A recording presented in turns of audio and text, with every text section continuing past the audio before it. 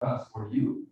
Before we get started, I do want to point out a few logistical things. So our bathrooms are right outside the double doors to the right. And we ask that everyone keeps their mask on at all times, please. And I'm super excited to have joined the Johns Hopkins Tech Transfer team all the way from Detroit, Michigan. Only been here for 3 months and I loved every second of it. This semester we had a competitive round for our fuel accelerator with over 40 applications. And today you are here to witness our top 17 compete for $21,000. So it's super exciting. I hope everyone is prepared and ready for these pitches because they are amazing. These teams worked hard over the last 9 weeks. So we're super excited. And without further ado, I'm going to introduce Brian Bennett. He oversees a few of our innovation initiatives here at Hopkins and made today possible. So we can give him a round of applause. That would be great.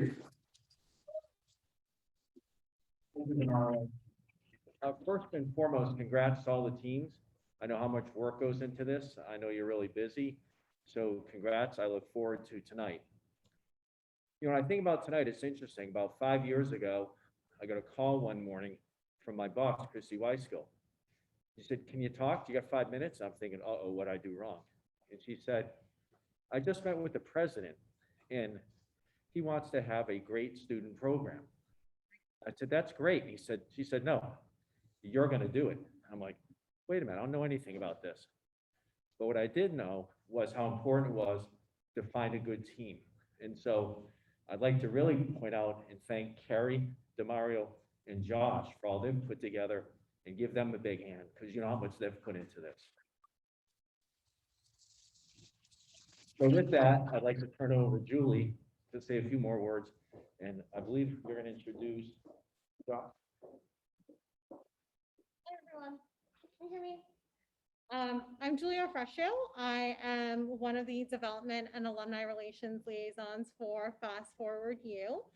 And I'm super excited to be here today. This is my first demo day ever, so I'm really excited to hear from our the awesome pitches from our fuel cohort. But first, I wanted to shine a spotlight on our amazing alumni network who have been extremely supportive of our FastForward U programs and help make our accelerators and demo days possible. We wouldn't even be in this space that we're sitting in now or have the ability to give these awesome awards without the support of our alums. And in particular, I wanted to give a special shout out to our donors, Ethan and Karen Leader, Yuri Yakubchik, the Migliara Family Foundation, and David Koch. And in addition to their philanthropic giving, our alums also give their time in the form of mentorship and one-on-one support, which is extremely invaluable to our students. Just this semester, oops. Am I advancing this? For you. Thank you. I realized I had slides. And then the next one. Okay, so just this semester, our students heard from Kevin Keenahan from Tissue Analytics, Shrenik Jain from Marigold Health, and Monica King of Innovators Box, just to name a few. And they spoke about their personal journey in entrepreneurship and offered their expertise, whether it was in healthcare, biotech, fintech, or other. And we know these alums are super busy, so we're extremely grateful for that. And speaking of alums giving their time and expertise, allow me to introduce our 3 esteemed judges for this evening. First, we have Gorkem Savinch. He is a Whiting School of Engineering alum. He has been the founder of not 1, not 2, but 3 startups over the years, including Amoco Mobile Health, Facet Wealth, and most recently, Politics. His passions lie in building transformative solutions in digital medicine, fintech, and enterprise-level software systems. And as the founding CEO of Politics, he's building the next generation of data quality surveillance tools. Welcome, Gorkem.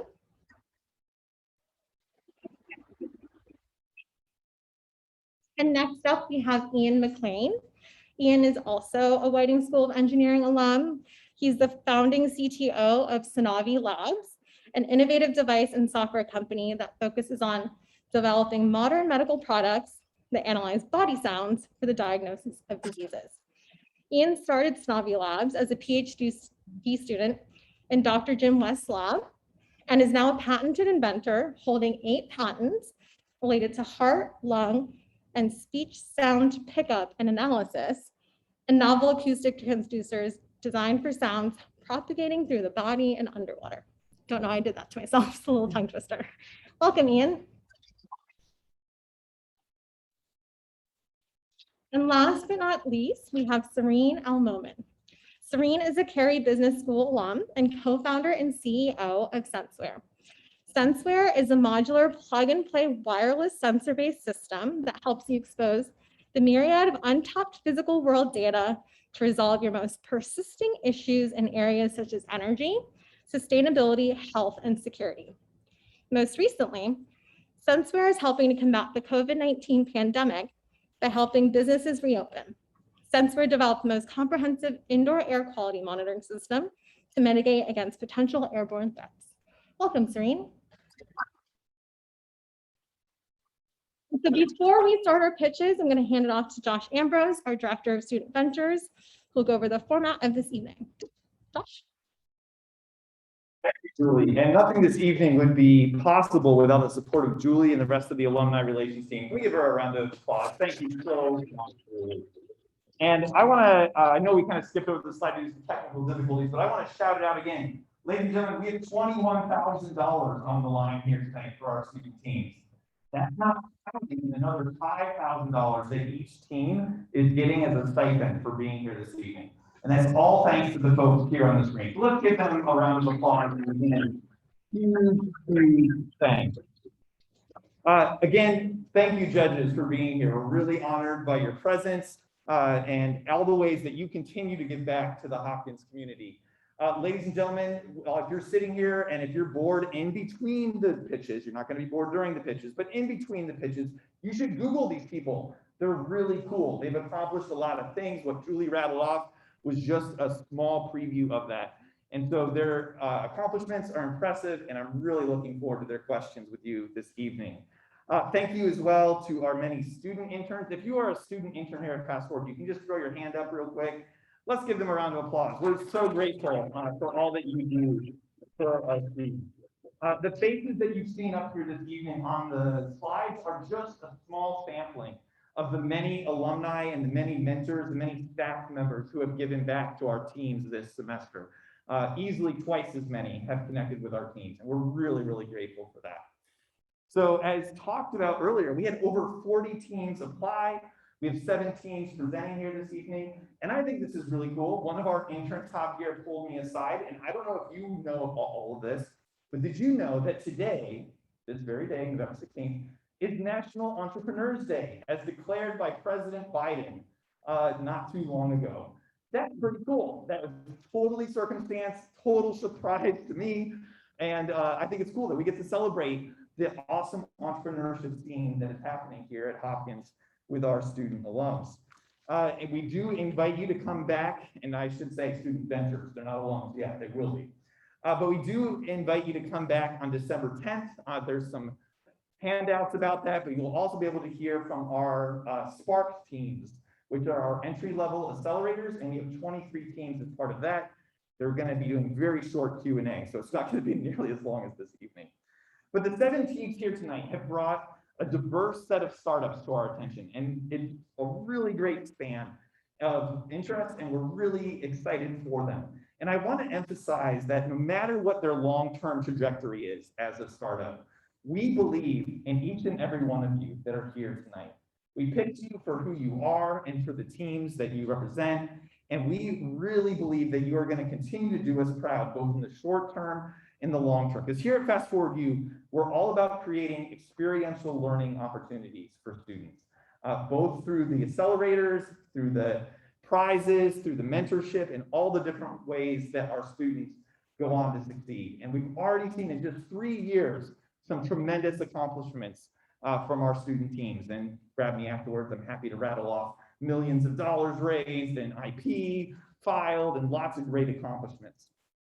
So again, I want to talk a little bit more though about your job here as an audience, and this extends to everybody tuning in here this evening. For those of you that are here in the room, you are about a third, maybe a fourth of the people that are tuning in here tonight. So we welcome and acknowledge those joining us virtually.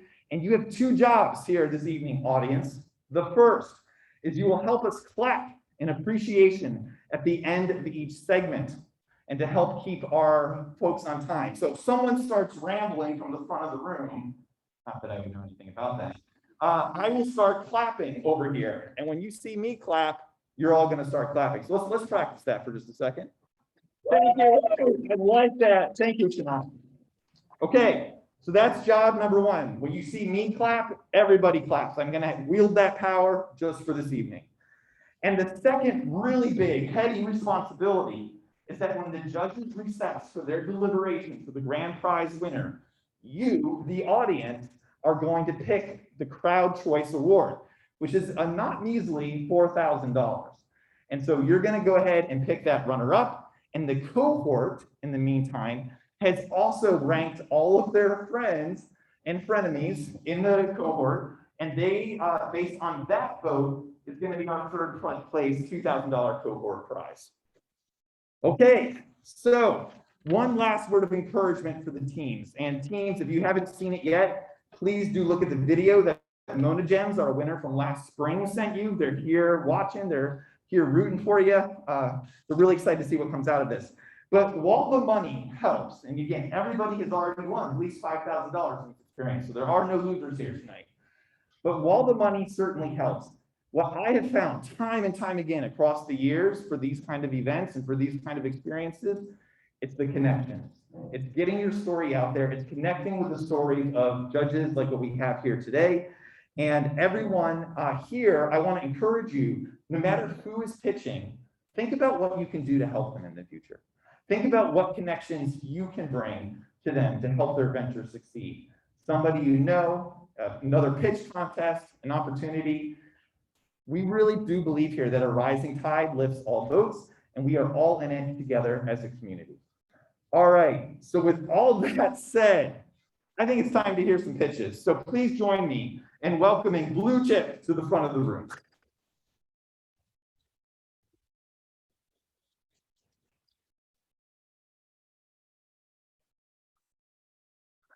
And 1 second.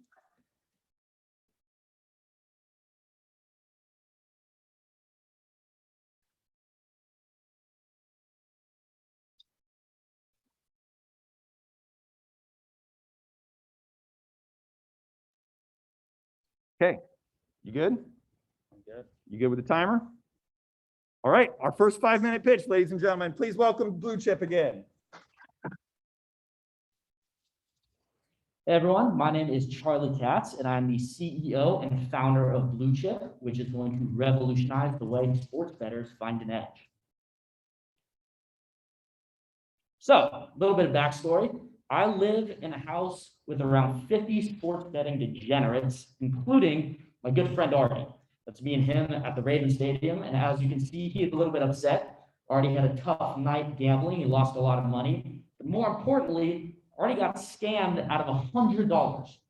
Artie Venmoed a random person on Twitter who claimed to be a professional sports bettor $100 in exchange for some advice. The guy took the money, blocked Artie on Twitter, and never gave advice. And it turns out that happened to 4 of Artie's roommates. And remember, these are college kids who do not have a lot of money. And that's when I realized there's a huge opportunity for change. Now, for those of you who don't know, this concept of paying for sports betting advice is actually relatively common, except there are some enormous flaws within the industry. It's antiquated, it's out of date, and both buyers and sellers are frustrated. So first off, there's an enormous lack of transparency. Most of these transactions are done through social media or Twitter. It's very easy for sellers or professional handicappers to lie about how successful they are and to misrepresent themselves, making it very difficult for buyers to see who is really good and who's full of shit. The market is also extremely fragmented. It's very difficult for buyers to compare sellers because they have to go on multiple different platforms. And if I were to tell you right now to go on Twitter and find the most successful NFL bettor in the past 7 days, what would you look up? I'm actually asking you because I have no idea and I've been researching this for the past year. And the answer is there's nothing you can do. And lastly, there are a lot of barriers to entry for new handicappers. They have to spend their time and money marketing themselves rather than focus on giving the best advice possible, meaning the people who make the most money in this industry are not the best, they're just the loudest on social media. So how is Blue Chip going to solve this? Blue Chip will be a mobile app that will provide a two-sided market for users to both buy and sell advice. It will be extremely transparent. All seller statistics will be saved to that user's profile, making it impossible to lie about your success. Users will be able to compare sellers using those statistics to make it very easy to find, say, the best NFL bettor in the past 7 days within seconds. And lastly, it's accessible for everyone. It's free for anyone to both buy and sell. These are a few preliminary designs of our platform. There's obviously a lot going on, but what I want you to take away is that this is everything a sports bettor would need. Obviously, a general marketplace where users can both buy and sell advice, but also things like seller rankings and the ability to track their current bets. The sports betting market is absolutely exploding and is the perfect time to get in right now. In 2020, the total market reached over almost $70 billion, which is even crazier when you realize that sports essentially stopped for 3 months due to COVID. But the market that we're going after is this idea of advice selling revenue, which we've calculated at about $1.4 billion. And this is only growing. What I want you to take away from here is nobody is doing what we're doing yet. There are people trying, but nobody has created a sustainable platform. This is an example of someone who's created their own website and is selling advice. And as you can see, it is horrible. I wouldn't trust this man with any of my information, let alone my credit card info. Yet we've spoken to Gary Green, the guy behind here, and he makes over $100,000 a year selling advice. This money is just waiting to be taken. And here's how we're going to do it.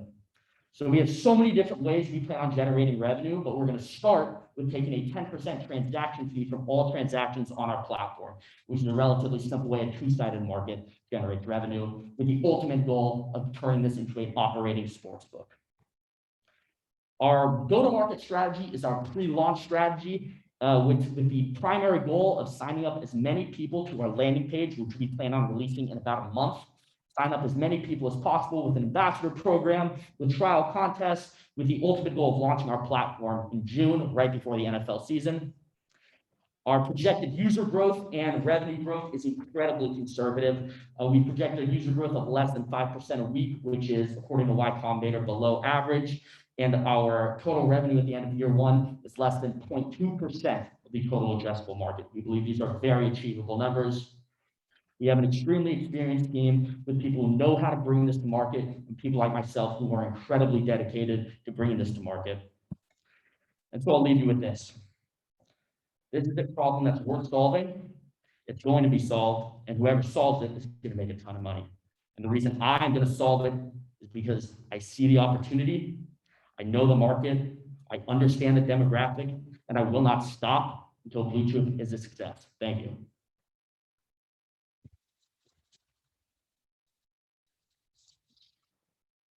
All right, it is time for Q&A with the judges. So Charlie, if you want to hang out on that mic, and judges, if you want to go ahead and get started, it'd be great.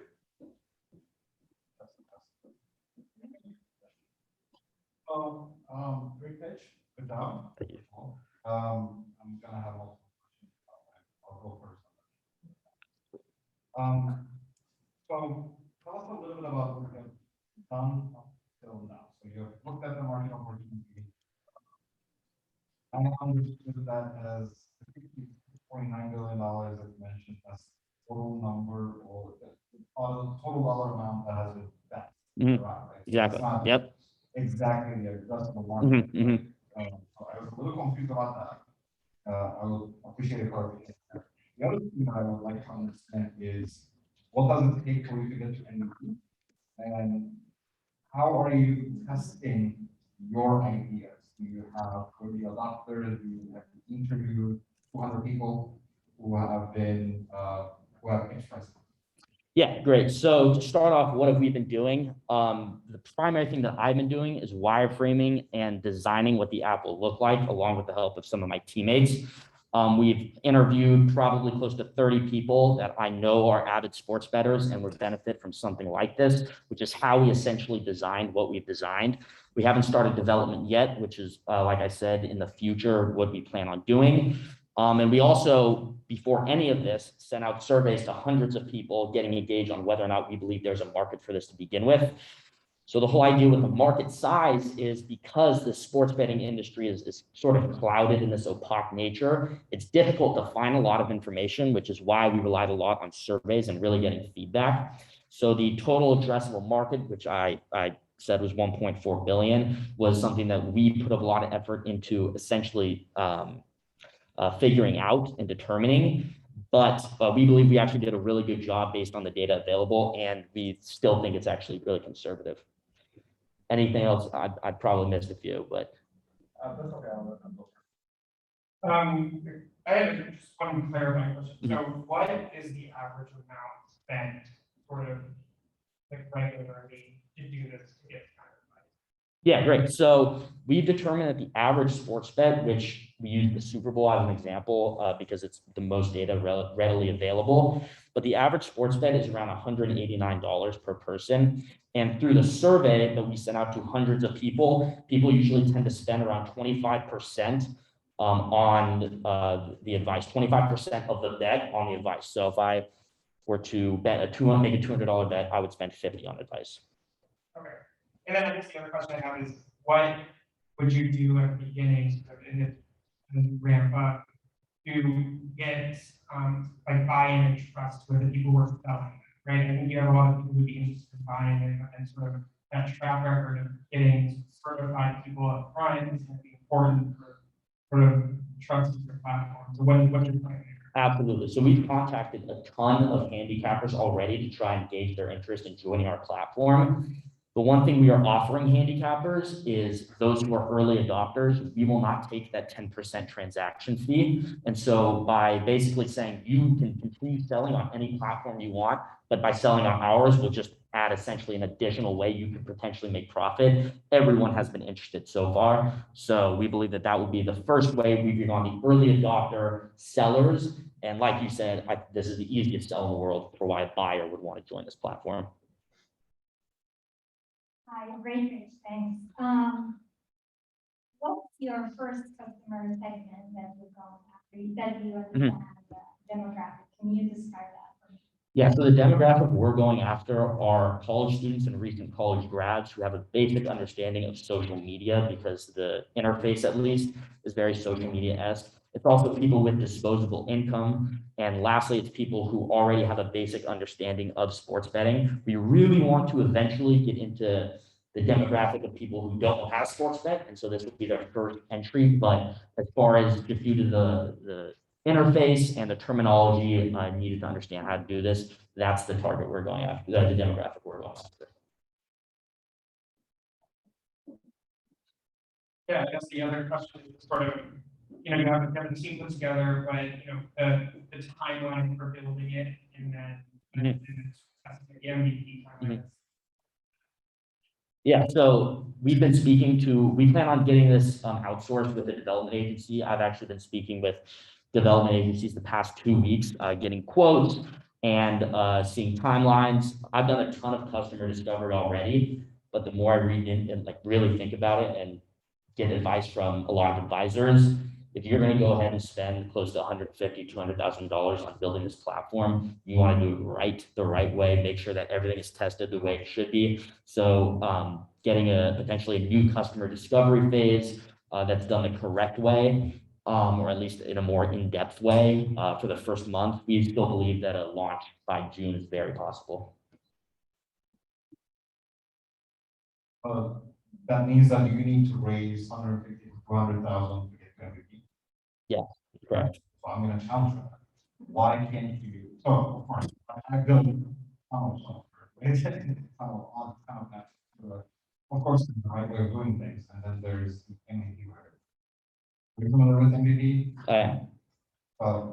Why would the MVP require you to do so much more discovery by an external development agency who usually cut corners and you're trying to get to markets?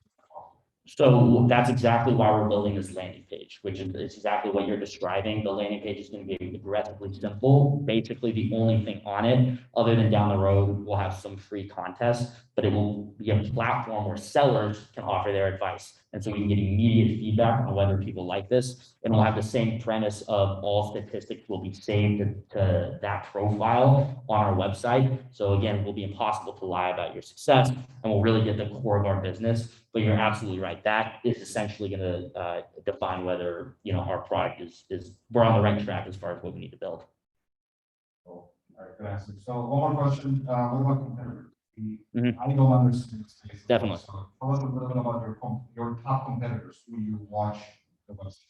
Yeah, so according to our survey that we sent out to hundreds of people, I would say 80% of them say that they buy advice through social media, which is, like I was trying to, you know, to explain to you guys earlier, just the worst way to do it. It's frustrating for both the buyer because they can't tell whether someone is a legitimate sports bettor or whether it's just someone who's really loud on social media.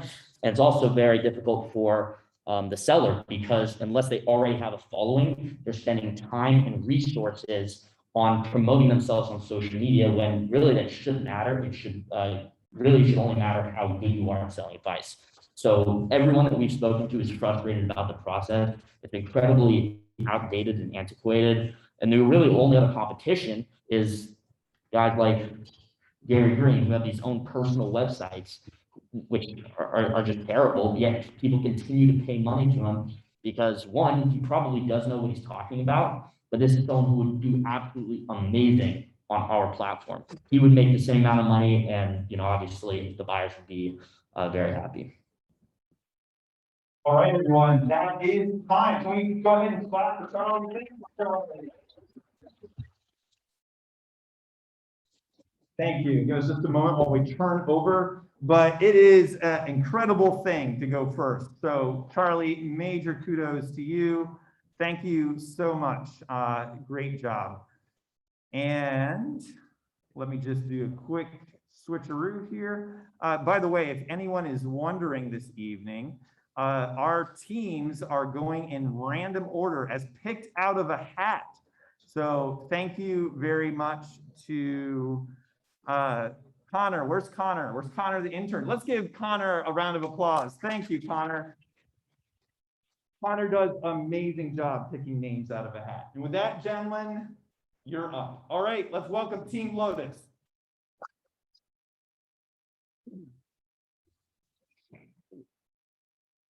So by a quick show of hands here, who here likes to share music with other people? Me too. You see, I love music, and when I hear a song that I love, I like to share it with others. Music allows us to strengthen the connections we have with other people, as well as form new connections, kind of like social media. Unlike social media, however, music streaming platforms lack social connectivity and collaboration. And in our world where everything is shared, why is it so hard to share something that we as people love as much as music? Well, maybe it doesn't have to be. Hi, I'm Ben Salazar. No, I'm Rahman Khan, and we are the founders of Lotus. Lotus is a social networking platform dedicated entirely to sharing and discovering music with your friends. Today, at an increasing rate, young people are attempting to share music with their friends through existing yet inefficient methods. Because there is no platform dedicated to sharing music, this is typically done with a screenshot of a song posted on Instagram or Snapchat, or a link posted on Facebook or Twitter. And while this is a great way to show your friends what you're listening to, it lets them do little else, like listen to the song, add it to a playlist, or even share it with their friends. This brings us to our second problem. Why so many of us are trying to share music with each other in the first place. Music discovery is hard, and finding music that we like. So many of us should listen to the same songs for days until a friend of ours suggests a new song. Finally, possibly the biggest pain point of all is the disconnect between streaming services. Say I use Apple Music, and Ben uses Spotify, true story by the way, and he sends me a link to a playlist or a song. I would have no way to access that playlist or song simply because we use two different music streaming services. Now, the large streaming services do a great job of providing you access to a large library of songs. But if you want to interact socially with others, you would have to get out of your streaming service and use third-party services such as Vertigo to discover music to your peers, and to listen to music in groups, and playlists to create playlists collaboratively. Well, that's three different services to do three different things. Lotus goes beyond the large streaming services and the utility services, to provide a painkiller that solves all of your problems on a single platform with the integration of top music streaming services and highly desirable social features that are easy to use. On Lotus, users can share and listen to songs with the click of a button, even easier than you can post a picture on Instagram. Not only that, but they can do it simultaneously in groups in synchronized listening parties. And here's the kicker. Lotus translates songs between Spotify and Apple Music and vice versa, allowing users to share music with all of their friends in one place, regardless of what streaming service they use. This addresses one of the biggest pain points when it comes to sharing music, and this is something that nobody else in the market is doing right now. Online music is a $10 billion industry, with 80% of all revenue being generated through streaming services. At the end of this huge market, we will first target high school and college students in the US who are highly adaptable and tech savvy, and according to our research, are already trying to share music through existing yet inefficient methods. We will then expand our reach to all 13 to 34-year-olds in the US, the largest demographic already on social media and music streaming services, before expanding to our total addressable market of the nearly 500 million paying music streaming subscribers worldwide. Lotus will generate revenue primarily through affiliate programs with streaming and ticketing services, meaning that we can collect a small commission if we push somebody to sign up for a Spotify account or buy a concert ticket through Ticketmaster. As we grow our user base, we will begin integrating advertising as well as a $4.99 monthly premium subscription service for enhanced features and perks, such as an ad-free experience and the ability to stream in larger groups. Currently, Lotus is on beta testing phase. To get here from just an idea, we did a proof of concept with customer discovery and low fidelity interviews. Customer discovery revealed that while majority of those interviewed want to share music with their friends, many of them don't, because there's no easy and reliable way to do so. Our plan is to launch the first version of the app by early next year, and with the proceeds from this competition, we think we can get there earlier. Again, I'm Ben. I'm a student here at Hopkins studying biology with a minor in entrepreneurship and management. I'm a student at your College of Pennsylvania studying business and information technology. And up there is Sean Martinez, our technical lead, a senior iOS developer with over 10 years of experience developing mobile applications. So again, I love music. When I hear a song that I love, I like to share that experience with others. Our mission is to disrupt the traditional social media landscape of just sharing pictures, thoughts, and short videos to sharing something so much more meaningful, live experiences. Thank you.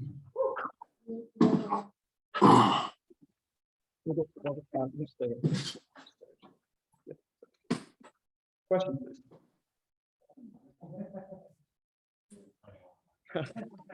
All right, so great pitch. Thank you. By the way, this is the kind of stuff that I would actually have.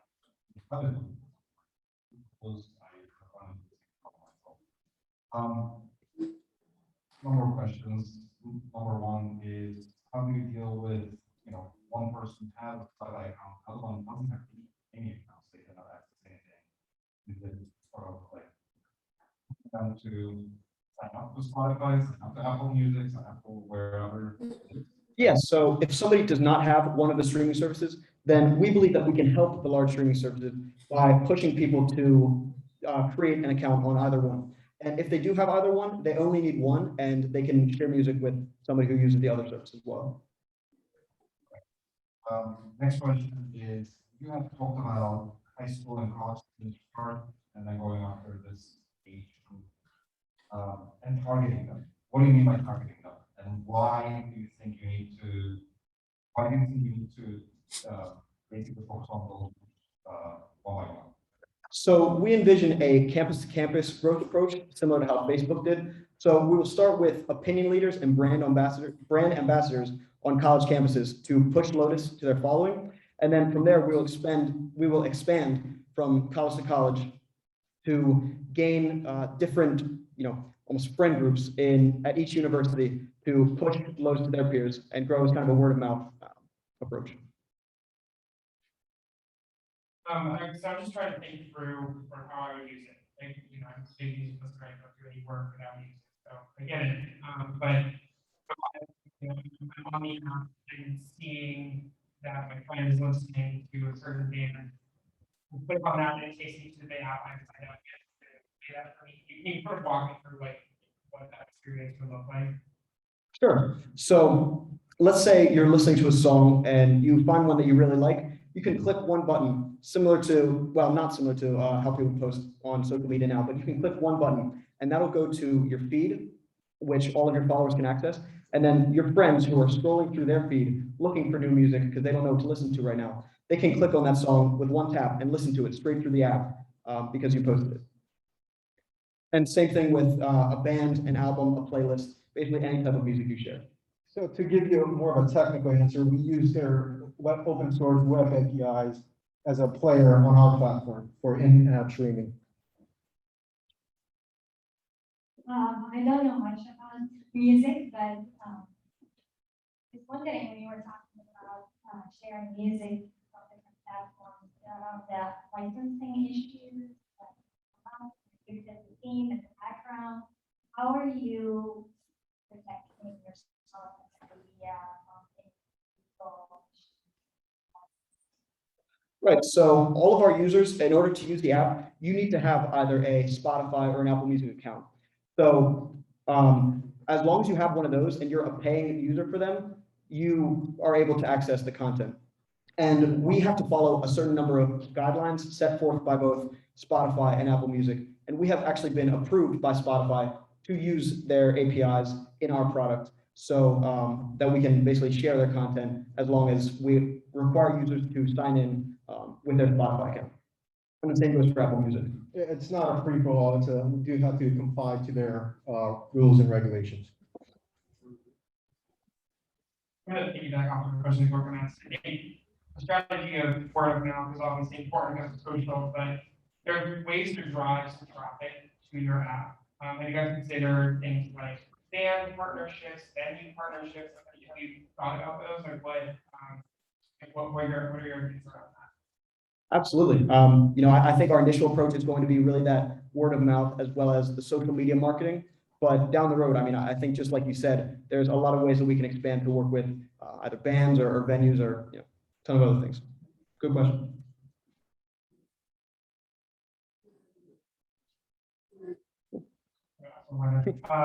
The affiliate programs that you mentioned, what does that?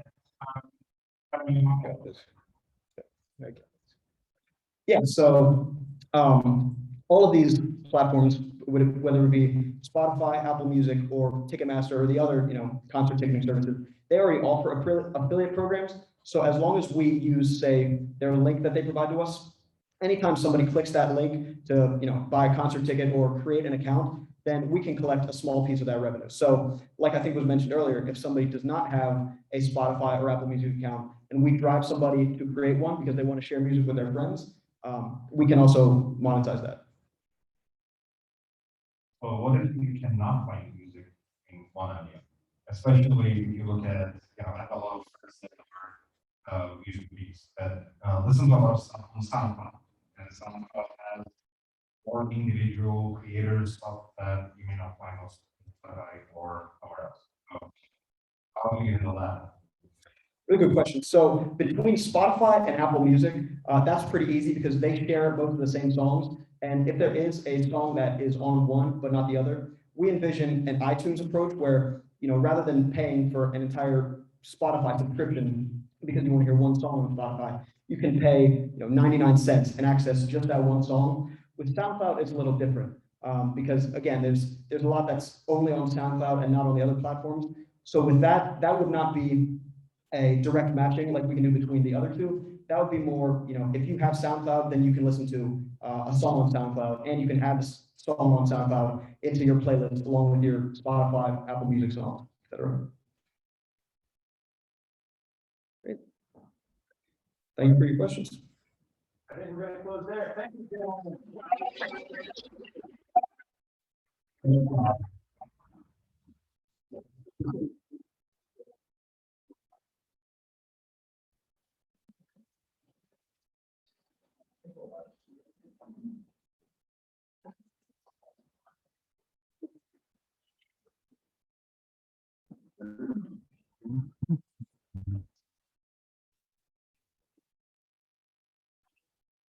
Thanks, one mic. All right, please join me in welcoming a team I'm very excited to hear about. Team CABILDE, everyone.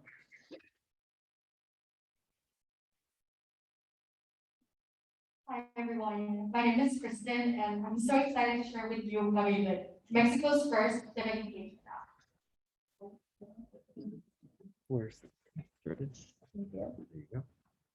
And so this all starts with my co-founder, Valeria and I.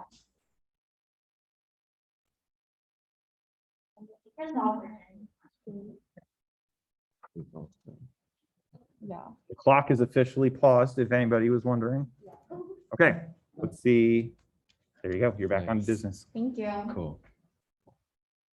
Okay, let's try that again. So as I said before, my name is Kristen, and this is CABILDE, Mexico's first civic engagement app. And this is a photo of my co-founder Valeria and I at the Congress of Nuevo León, Mexico. You see, Valeria and I have been activists since we're 16, and being part of this, there's a very formative experience in our journey as activists. We were invited by Guerrilla to Washington, D.C. in 2018 to give a speech at one of their summits, but also to be part of their lobbying day in Capitol Hill. And I remember being in the waiting room and turning to the girl next to me, and she mentions, "Oh, this representative, he always agrees with everything I say. I visited him like 3 times, but when it comes to the voting part, he always votes against the bills we're lobbying for." And that was the moment I realized the difference between how we view Congress in Mexico versus the US. You see, if I wanted to do lobbying, first of all, I hadn't even learned that contacting your representative was normal. It wasn't part of my civic education. And if I wanted to follow through the voting records to see how they voted, I would have needed to go through the ugliest Excel sheet I've ever seen, because voting records are not accessible to the platforms that Congress is using. In fact, civil society organizations in Mexico literally have to take screenshots of how Congress people vote in order to know what's going on with the bills they advocate for. This not only leads to a decentralization of information, but it's really inefficient. And so we noted that there was a disconnect. We had outdated technology in Congress, but we had a digital transition with the way we interacted with these institutions. And so we rallied up our policy and engineering minds, and also recruited Andrew to our project to found CABILDE. CABILDE comes from the word cabildo, which means a town hall, a place where you can express ideas for our community. And we added the E because we do this in an electronic space. Also, here some what our application does is we are a one-stop warehouse, we're the software as a service tool with a filter system for legislative records. We are also, we have a way for you to contact your representatives through a direct channel communication, and then also for you to be notified about what's going on in Congress.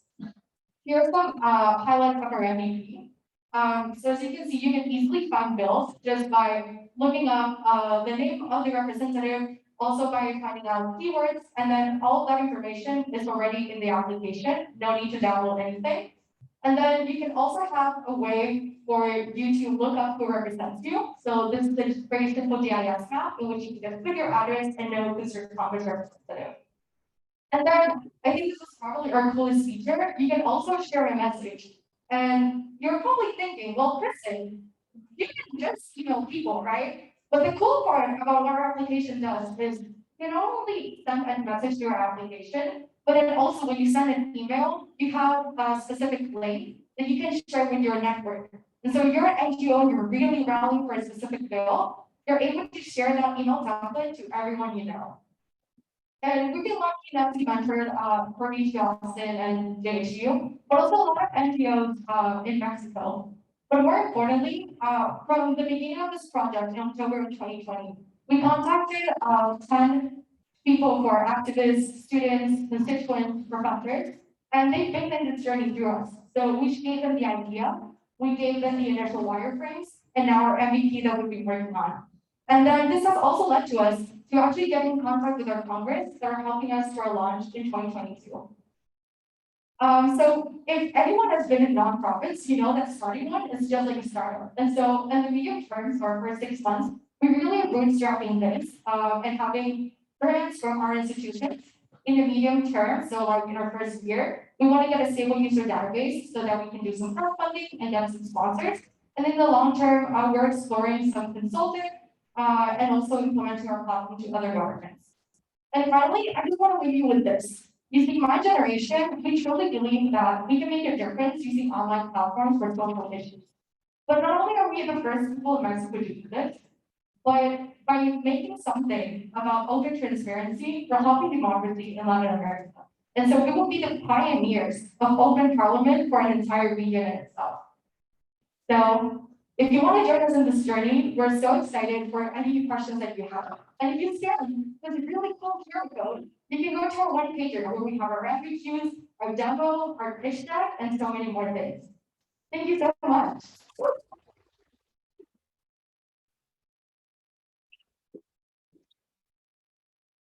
A technical question related to sort of how you guys get that information, right? You're saying that a lot of the information is presented from an image or a screenshot. So how do you guys, like, what's required on your end to get that information? Yeah, so the bad thing about Mexico is that they do not give the APIs on Congress information. It's not like in the US. So all of this is done through web scraping of like data cleaning these Excel sheets. For example, the Congress map that I showed you, I did that in R, I did a web scraper, I scraped the data and I put it in a GIS. And so that's also how we're gonna do it with the voting records, and we're using JavaScript for that. I have a couple of questions. One, you focused on the issue in Mexico, but you did mention that you have a vision for other places as well. Can you tell me more about where is the hotspots for things for technology? I can also talk a little bit about the civic tech landscape. So we are the first ones in Mexico to ever do this, but there are a lot of places in the US that have done this. So some examples are issue burden, turnout, or positive. And something that we've noticed is that we've actually talked to these founders about their journeys. And basically what they do is also these Congress representatives and voting bills and all of those things. And we've talked to them about like, well, why aren't you in Mexico? But when you're in the civic tech landscape, it's really important for you to know the terrain. And Valerie and I have been at this for 5 years. Like we know what it's like to talk to Congress people, and we know what could be done. Right now, we're focusing on Congress of Nuevo León, Mexico, which is a state. And this is like our pilot project. So if we're successful, we hope to expand to all states in Mexico and possibly Latin America. So those companies that you listed are doing similar things, but here in the US? Yeah, they're focused in the US. In the US, do they have a reference for you to look at? Yeah.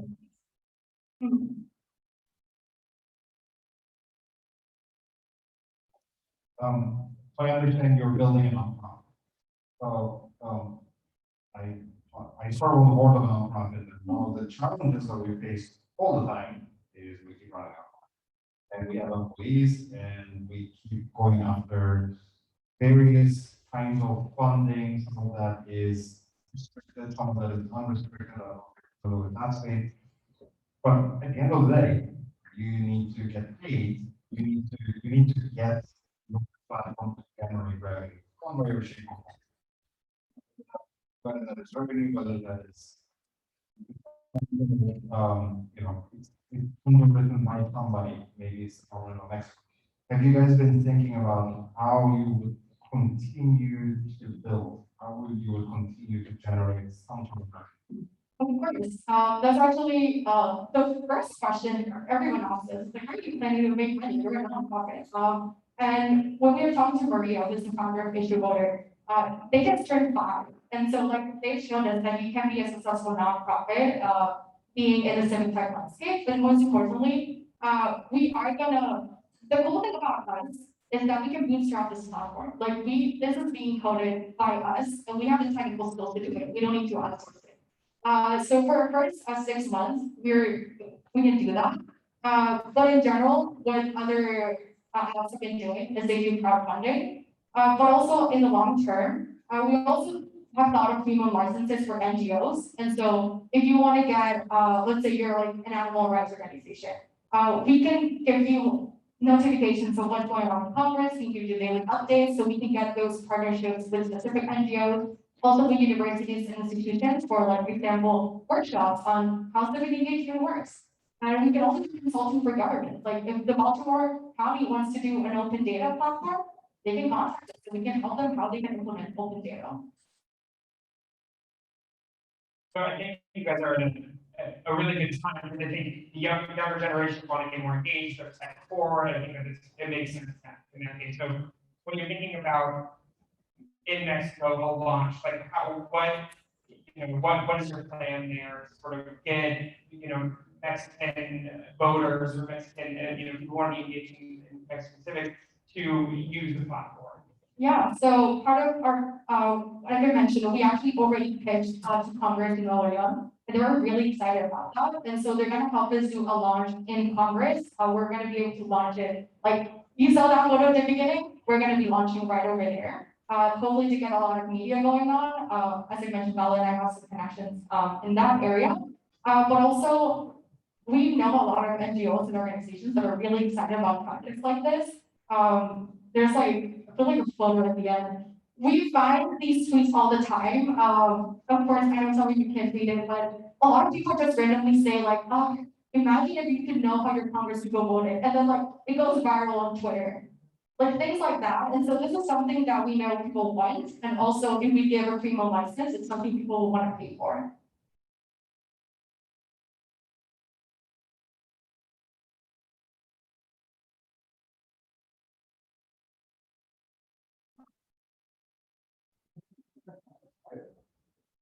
All right. Are we ready?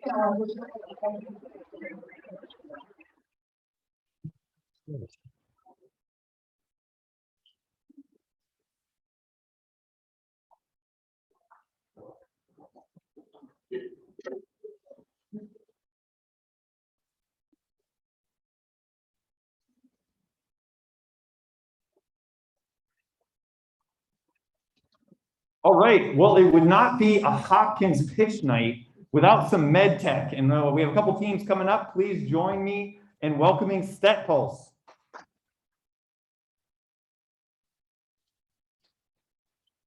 So much, everyone. Hi, my name is Selena Shurkin, and I'm the founder of STETPULSE.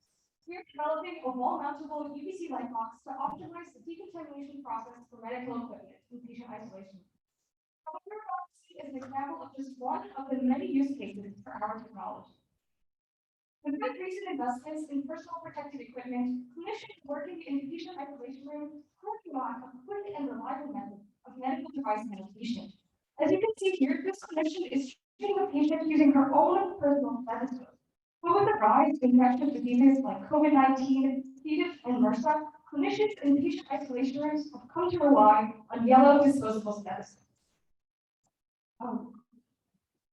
Look at some of the problems underlying these yellow disposable stethoscopes. First of all, there's one yellow disposable stethoscope in every patient isolation room, and it's often shared between providers before being replaced, causing an increased risk of disease transmission among clinicians. These stethoscopes are also really cheap and flimsy design, so they provide a really horrible sound quality during physical examinations. And finally, hundreds of these stethoscopes are thrown away on a daily basis as clinicians complete their rounds, leading to long-term negative environmental impacts. Therefore, clinicians need.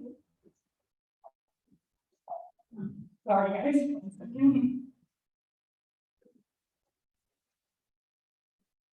Keep going. Working? You good? Yeah. Cool. Sorry about that. Clinicians need a better way to sanitize their own personal high-quality stethoscopes instead of having to rely on these yellow disposable stethoscopes when treating patients in patient isolation rooms. Therefore, we've created this wall-mountable UVC light box. As you can see, here to the left is a working and validated prototype. As you can also see, our first product is going to be optimized for stethoscope use in a clinical setting and features a UVC bulb that can disinfect the entire body of a stethoscope in just 60 seconds. This means that a provider has enough time to disinfect their personal stethoscope while they put on or take off their personal protective equipment. Finally, because this is disinfection technology, it can be readily applied to a number of markets, and we look forward to expanding our use cases. Although technologies like the closed-loop UV light box or large unit floor UV light boxes currently exist in hospital settings today, none are optimized for stethoscope use. As you can see, our prototype is cost-effective, retailing at about $350 a unit. It's easily accessible as it's located outside every single patient isolation room, and it sanitizes faster than any existing device on the market, able to disinfect the entire body of stethoscope in just 60 seconds. The accessibility and affordability of our product ensures a novel resolution to medical device contamination, and the development of our product is essential for long-term readiness against airborne diseases like COVID-19, C. diff, and MRSA. We anticipate generating revenue by targeting our sales directly to hospitals, targeting all 50 hospitals in the greater Baltimore area. We will be launching a pilot trial in the Johns Hopkins Baby NICU to validate our device, but once we begin market traction, we assume to sell about 100 Lightbox units to each hospital. Johns Hopkins Hospital also accounts for about 27% of the patient beds in the general Baltimore area. So if we price our product at $350 a unit, we estimate a first-year revenue of about $567,000.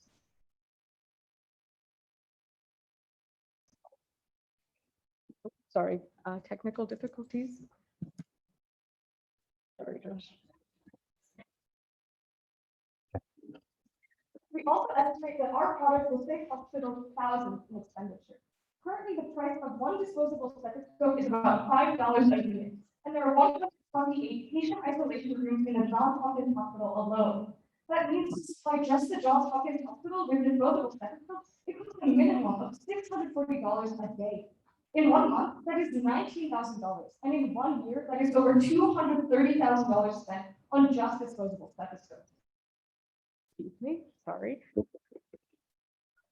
Because of directly translatable technologies with PVC decontamination, once we establish economies of scale and solve the need for the hospital population, we will be expanding into the childcare, elderly care, and private practice industries. But this is the key examples of markets that we can be applied to. As I mentioned earlier, we're a disinfection device, and we can be applied anywhere where you need efficient disinfection. That means we can target industries like hotels, restaurants, or even school systems. Over the past months, we've been actively prototyping and validating our device. Over the course of the Fuel Accelerator, we have completed our MVP prototype in the iStar lab under the mentorship of Dr. Jeffrey Sewardson. We've also been actively networking with clinical administrators in the Johns Hopkins Hospital system, including Dr. Susan Chatterjee, the director of the Baby Medical Intensive Care Unit, who has been funding our prototyping efforts and who has also agreed to launch a pilot trial in the Baby NICU.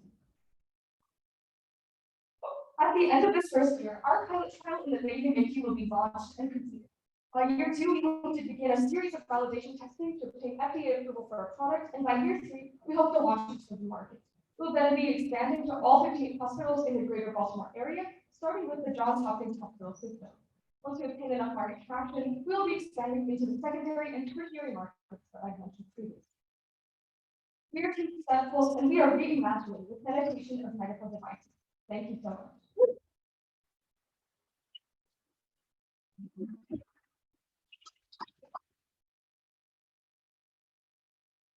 I have a few questions. So I know a little bit about disinfecting hospitals and where you, and I know especially after COVID, there was a lot of really devices that are sold in those rooms. So wouldn't that do the job? It's supposed to disinfect the entire room. Yeah, that's a great point. So, as you said, UVC disinfecting technology is working in hospitals today. It's not something novel, it's already being used. What we're doing is we're making it optimized for medical device decontamination before a clinician goes and enters those. So those lights, they disinfect the whole interior of the room, but you don't want a clinician standing in there while that happens. This is just to disinfect the device itself. The clinician is putting on the personal protective equipment that's mounted outside of the wall. You open the box, put in your stethoscope, put on your equipment, and then 60 seconds later, you can take out your stethoscope and see the next patient in the ICU. So we want these outside all of the patient rooms, so clinicians have the opportunity, if they'd like, to completely disinfect and sanitize the device before entering the patient. And what did they do before? That disposable because of COVID and how did they? So actually, disposable stethoscopes have been around way before COVID as well. So these have been in use for a while. It's just kind of been heightened with COVID. You have a lot of patient isolation rooms. You have a bigger need for disposable stethoscopes. So the solution is the disposable devices, disposable stethoscopes. The other solution is using chemical wipes to disinfect and sanitize your personal equipment. But the problem with that is chemical wipes usually degrade the PVC plastic tubing on the stethoscope. So after 100 to 200 times,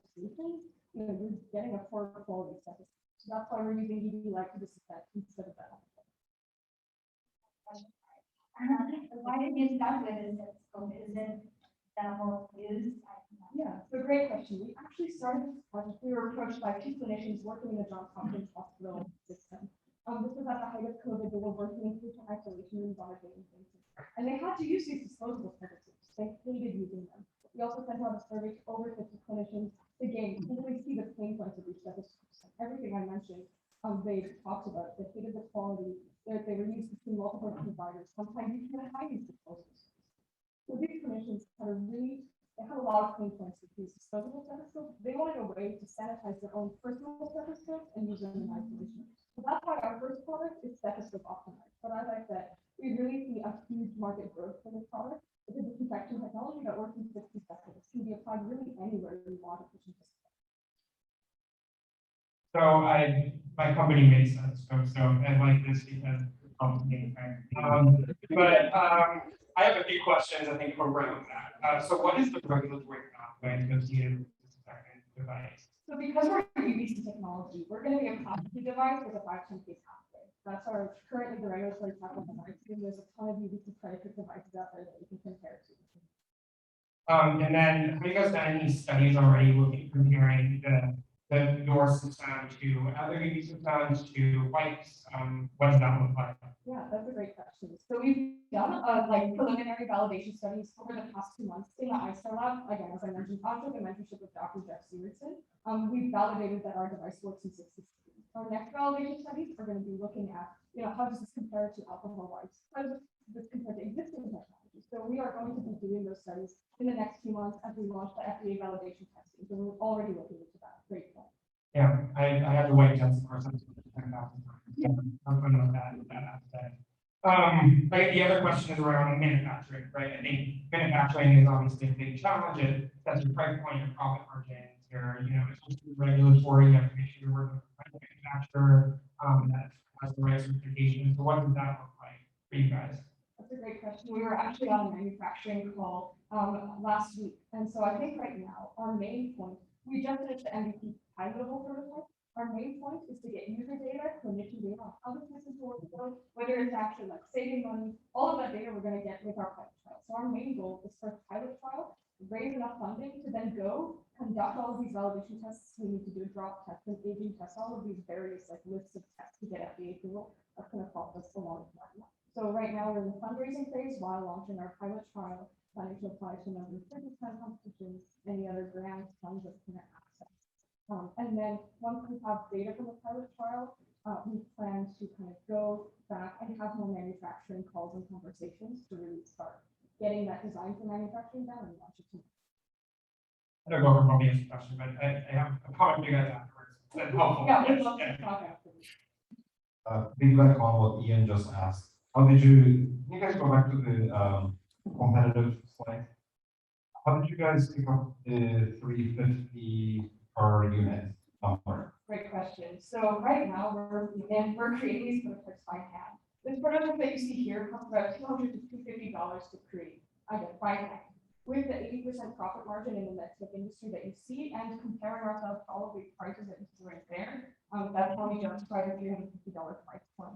In comparison to technologies like phone scopes and light boxes, which is $80, or the STETPULSE, which is $140. These are really small light boxes. STETPULSE only sanitizes the diaphragm of the stethoscope, and they both work in pretty long periods of time. So we justify our kind of 350 price point by being completely stethoscope accommodating. We're much bigger and we work much faster. So we're still in the range of the technologies that are on the market, and we cost $200 to produce by hand with an 80% profit margin. That's what we got. Got it. Okay, 2 more questions. Let's see if we can get through. Number one is, I'm just very curious, how is your technology so much more efficient than others?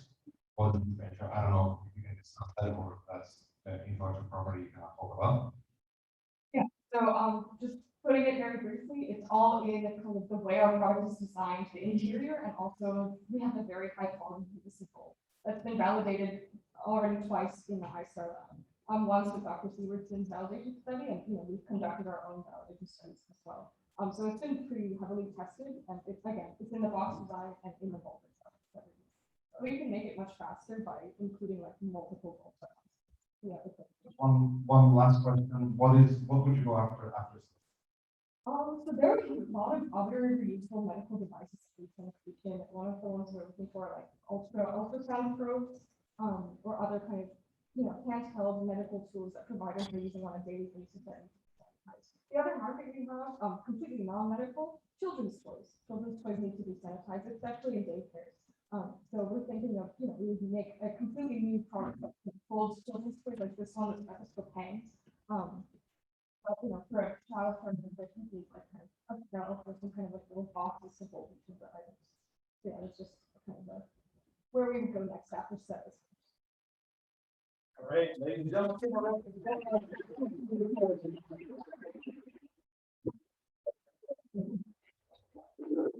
All right, thank you everyone too for bearing with our technical challenges.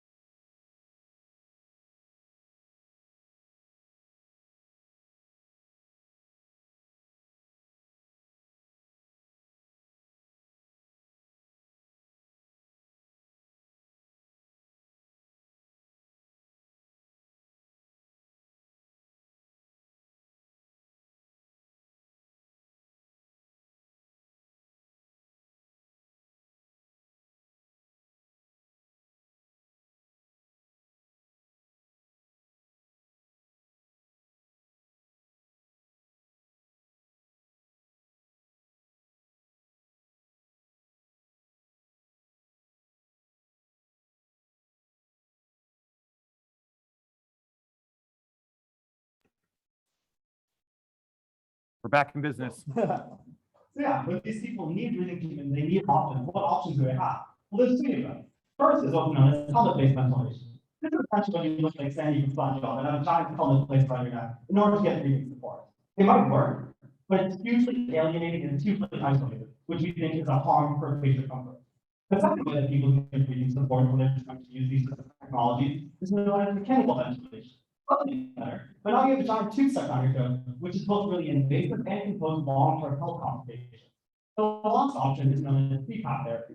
You guys might have heard of it if you use it for sleep apnea, and while it's great because it's nearly invasive, you just put a mask on your face, it's horrible because it allows for the current masks in the market are very leaky, which makes it very bad for clinically sensitive situations, and which is why it's hard for you to use cases before. If there has to be a better way. There has to be a way to get a minimally invasive treatment, one that provides comfort, but also has an efficacy component to it. And this is where Airtight comes in. What is Airtight? Airtight is a retrofit attachment to existing CPAP mask that increases the efficacy for CPAP therapies and other sleep apnea for the CPAP therapies and masks as a whole. The way that we do this is in two fronts. First, we fit and adapt to a patient's space. The way Airtight works is that we're a retrofit attachment, much like how a cell phone can slide onto a cell phone, or a mask attachment that slides onto existing masks, then molds to a person's face over time and creates a more snug fit. But the second way that Airtight works is that we create an impermeable barrier that stops viral particles and other materials from escaping out into the environment and posing harm to others before they can create harm within the clinical workspace as a whole. How's Airtight different from the rest? Because obviously we're not the first people to think of this. While there's many different competitors in the market, the one place I would want to highlight how Airtight is different is in the fact that we are a retrofit solution. Rather than trying to reinvent the wheel by coming with a new mask, we're inventing a better mousetrap with this retrofit solution that attaches and converts CPAP masks into more effective and more technically competent quality without needing to break the bank for as many other competitors priced at much higher price points do. What's the value here? Because we've talked a lot about how Airtight is better, but who does it provide value to? First, we provide it to customers because now we're increasing accessibility and increasing the treatment of a minimally invasive breathing support option one couldn't be used before, making sure that patient comfort is central to this process. But secondarily, we also add value to healthcare workers Because for a nurse, it's the difference between going home at night, unsure about whether or not you picked up an infectious disease, or unsure whether or not conditions you're working in are safe, and going home with better and more secure peace of mind. But then for hospitals as a whole, we also add value because we're able to save hospitals money, and it's the difference between buying a few high-quality products versus buying a lot of them that provide the same treatment of care and allow them to treat a lot more patients when they go to the hospital. So obviously, Airtight has been a project that we've worked on for a while now. We've talked to many different people, be it clinical sponsors, be it entrepreneurial sponsors, continuously getting feedback and continuously iterating and refining our product as we move. But there's also been an iterative process that we've done on the science side as well. So you can see that we've done many different tests to verify the efficacy of our masks. But two things I want to highlight is one, we have clinical study approval within the Hopkins Medical Institute, which allows us to get the testing. But secondarily, we also have FDA pre-approval that allows us to get to market a lot faster than current medical devices or most medical devices need to do because the device is so minimally configured.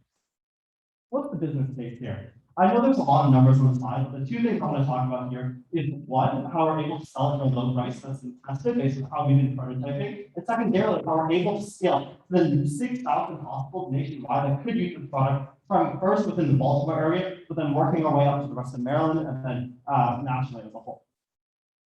So we really see Airtight and this product working both within now the current context of COVID, but now scaling up to other respiratory illnesses, other at-home applications as a whole. And I'm happy to talk about more of those applications in question. The last thing I want to end on is Airtight and our team as a whole. It's been one that encompasses many different skill sets, leveraging Hopkins engineering, biophysics, and many other communities. And it's one dedicated to gain traction and one that has proven traction both in the past and moving forward. Thank you.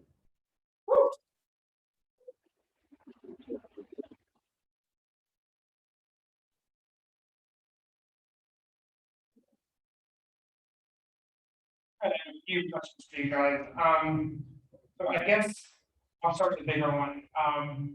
Selling to hospitals is difficult because you can say I'm saving money, but then they're going to say, or I'm going to make the patient more comfortable. But then it's always going to come back to clinical outcomes. It's going to come to unit economics. So the two questions related to that are, what is the cost comparison of this versus like other masks, other types of like your competitors, adaptable masks? And then the other is, have you guys looked at doing any studies that look at clinical outcomes of this? A better seal creates a better ventilation, which might help with patient outcomes. We got to talk about that at all. So those two. Yeah. So to address your first question about what the cost for this look like and how they compare to others, we actually have a slide on that if you go. Next slide. One more. Yeah, so this lists out a couple of different numbers that we have, both for what our costs to produce are. And the way that we arrive at these numbers are actually just looking back at our own prototyping. So not necessarily guesstimating so much as we're looking at our Amazon purchase history, seeing how much it takes to produce one and then scaling it up. In terms of how this relates to other products within the market, the thing I want to address here is that since our product is different from others and that we're not a mask, we're a mask attachment, it's definitely a little bit different cost economics compared to when you want to look at like a $180 mask or a $25, $30 mask, etc. The way that sort of the market works is that you're able to get sheet masks that are disposable very quickly at a very low price point. So you can see those going around like $20 to $30 versus ones that go up to around $150, $180 to give you a little bit better seal. We're trying to sort of get the efficacy of that without needing to break the bank since we're doing an attachment. And then I think your second question was about sort of the clinical side of things. Yeah. So that's definitely been a process that we've been working on. As I mentioned, Airtight has been a company now for 1.5 years. And very early on, we recognized we need to do a clinical study.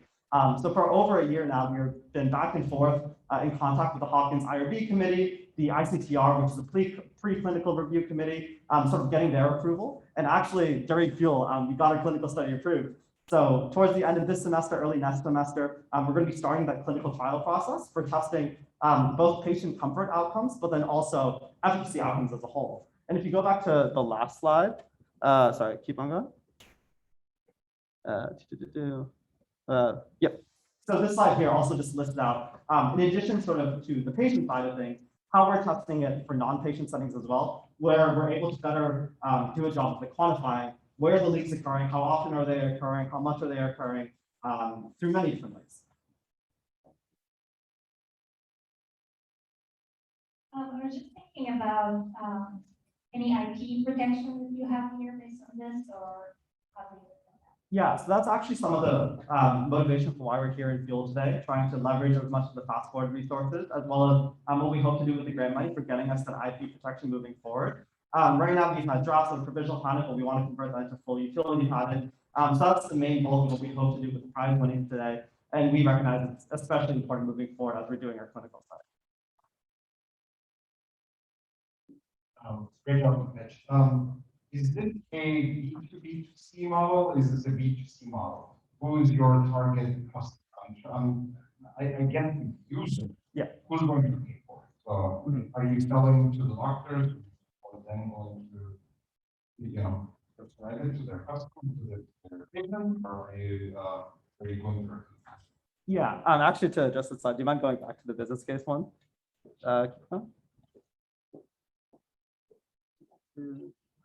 Oh, no, back all the way to the appendix. Yeah, sorry. Just to get started on the answer, this is a B2B sale where we're going directly to hospitals selling directly to their hospital buying center. So as you see listed in that second column there, we listed out sort of the different teams that a product needs to get approved by in order to get satisfied by them. And actually, those are conversations that we are having. Like one of the advisors on our team works in the respiratory support services staff, and he actually sources product for this. So we're continuously pitching to him, hey, this is what our product looks like. This is the stage of our prototyping. Is this something you'd like? Is this something you'd buy? And we're getting green lights from him as we're going. So he's aware of our clinical study progress. He's talking to the rest of the team, getting them on board as well. So as we move forward, we actually think we're able to fit seamlessly into the Hopkins medical system because we have a lot of those connections there. And we'll probably use the same process when scaling to other hospitals. I saw your R&D cost as pretty low, right? For what you were thinking about the model. It's like you put $1,000 to $2,000 for full mask. Can you explain that a little? Yeah, so that's more so to do with one of the biggest costs associated with this, especially right now, is labor. So that's why we didn't include it in R&D. That is more so to do with different types of materials that we want to test or different approaches to that. But right now, especially, we've sort of refined our prototyping process where it's left to do now about investing new ways or new materials to and other stuff to use. And now it's more so about streamlining that and trying to get that to be as seamless as possible, which is why sort of it's less in the R&D cost and more sort of the commercialization cost. So this being a mask attachment, are there specific masks that you need to work with, or is it, ResMed sort of has a good market, we're going to all of ResMed's masks, or what does that look like? Cool. So to address that one, right now we're working with, if you can go back to the slide, the competitor slide. Yep. So right now we're working with the ResMed F20 in terms of our initial mask. We're actually having conversations where one of our clinical sponsors actually has a very close connection to I think it's like one of the VPs of innovation at ResMed. So once we sort of work on that, we're adapting to other masks as a whole. We want to pitch it to them and see what products we can integrate within their masks as a whole. Because we really see it as a win-win because their masks are being used a lot longer. They're able to sort of have them better integrated within the clinical workspace. And we also get the traction of having that name brand sort of support us as we're going into other hospitals. So I guess when, hospitals are kind of preferred provider, right? So what is the plan? Do you know which one like Hopkins, for example, uses? Yeah, that's one of the ones they use. And actually hospitals lock into exclusive contracts sometimes with CPAP masks. So that's why we think our product is especially useful, because now, as opposed to being locked into a contract and you're not able to sort of buy masks when you need them, we sort of circumvent that exclusive agreement and we just sell as an attachment, which allows us to get that better performance, but also not sort of have to deal with the same complications a lot of other vendors need to do. Good. Airtight.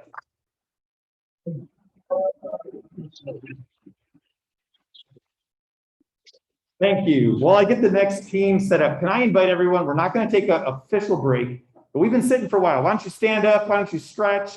And we'll be back in like 30 seconds.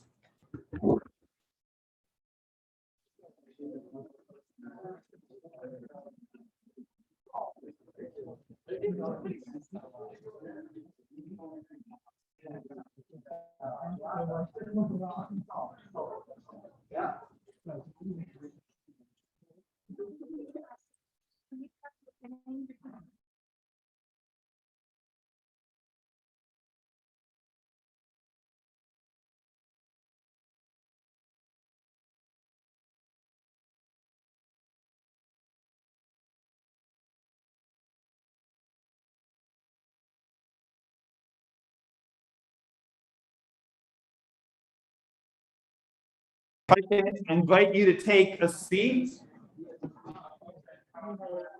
All right, ladies and gentlemen, folks, we have just 2 teams left, and they are awesome teams. This next team deserves a special shout out. Holden here had a baby yesterday. Can we give him a round of applause? Please join me in welcoming Fable out. Good evening. At the risk of dating myself, this whole project started about 20 years ago. I was in the Peace Corps, and in the Peace Corps, I realized that I wanted to seek out the threads that join us as humanity, that there are these things that we all share. And if we can find those things and we can weave them together, I think that we can create a better world. And so I went out into the world. I worked on 6 continents. I fought Ebola. I worked with refugees in Greece. And all of that sort of led me to this conclusion, that it's electricity that creates endless wealth for the rich and an endless rat race for the poor. And so we can take this and invert it. Maybe we can change the world. Maybe we can make the whole world a better place by breaking down the thing that has created so much wealth inequity. So I did what anybody would do. I started a company in the middle of an Ebola outbreak in Liberia. And so when I did that, nope, it's not clicking through.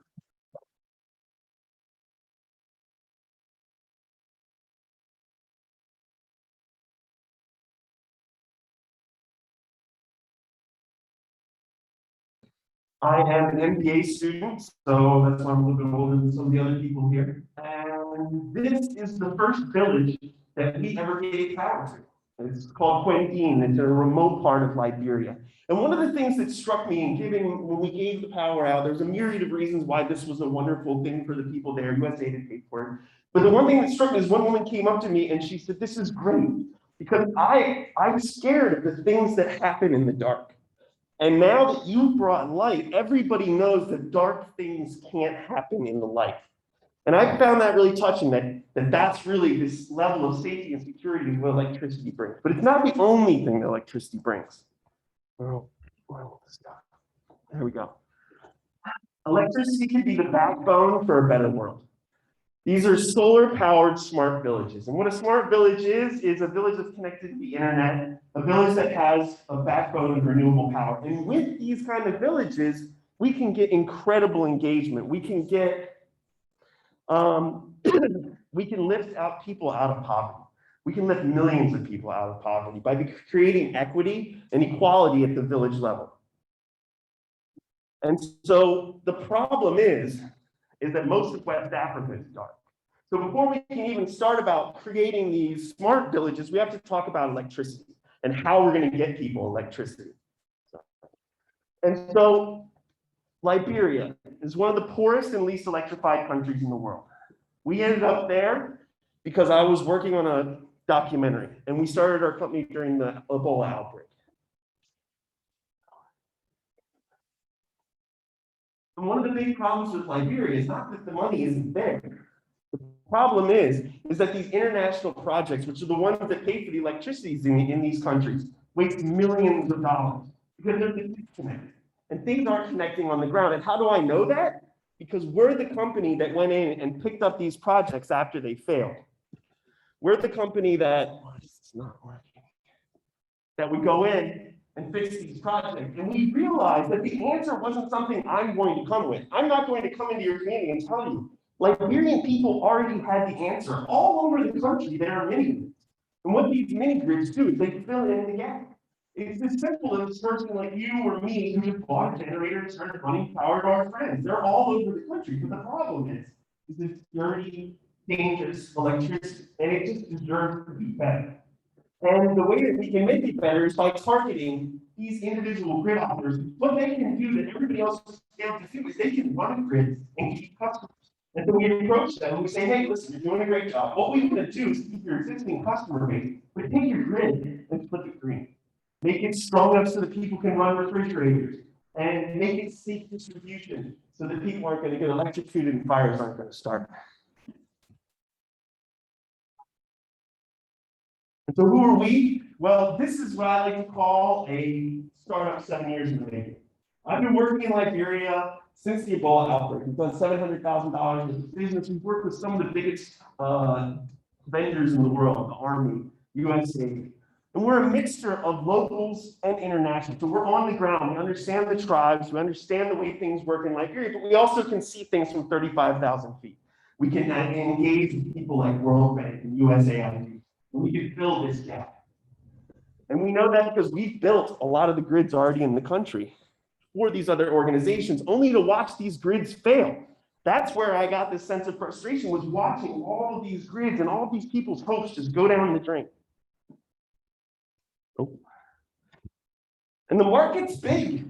Liberia is one of the least electrified countries in the world, but still has been talking about the sustainable development goals that the UN has, and wants to electrify 35% of the world population by 2030, and only 2% has been electrified. The World Bank has already committed massive sums of money. We met with them when they were there, and the guy at the World Bank said to me, we're looking for people like you. We need people that are coming in and filling these gaps. The mini grids, there's hundreds. They don't even know how many there are all over the country, but they estimate that they serve a large swath. And at that price, $300 per home, it's a steal. We're talking about lifting people out of poverty. We're talking about setting a path that people don't have to go backwards. They have power, and now we can add these other value generating proposals. So how do we make money? Always a great question. It's pretty simple at this point. This first stage, before we get to those smart grid and smart villages, is we're simply just doing construction. We talk to international donors and we construct grids. We've done it all over Liberia. The difference is we engage with the community, we engage with grid operators, and we create a partnership. And that's the secondary way we make money. Going forward, we keep a small piece of each grid, and we get a piece of that profit that over time, and as we expand into more grids, will become a substantial line. And then our future. As the grid comes online, as electricity comes in, as the internet comes in, technology companies will come in. People will want the data, Google, different app operators, and we'll act as a partner with the communities to help engage these international donors in a way that can create some data sovereignty for Africans. A big part of what we're doing is going to places at the frontier and trying to re-engage people in a new way. I have to jump in there. Let's stop for Holden. We'll be able to give you time to answer more and Q&A. Cool, great.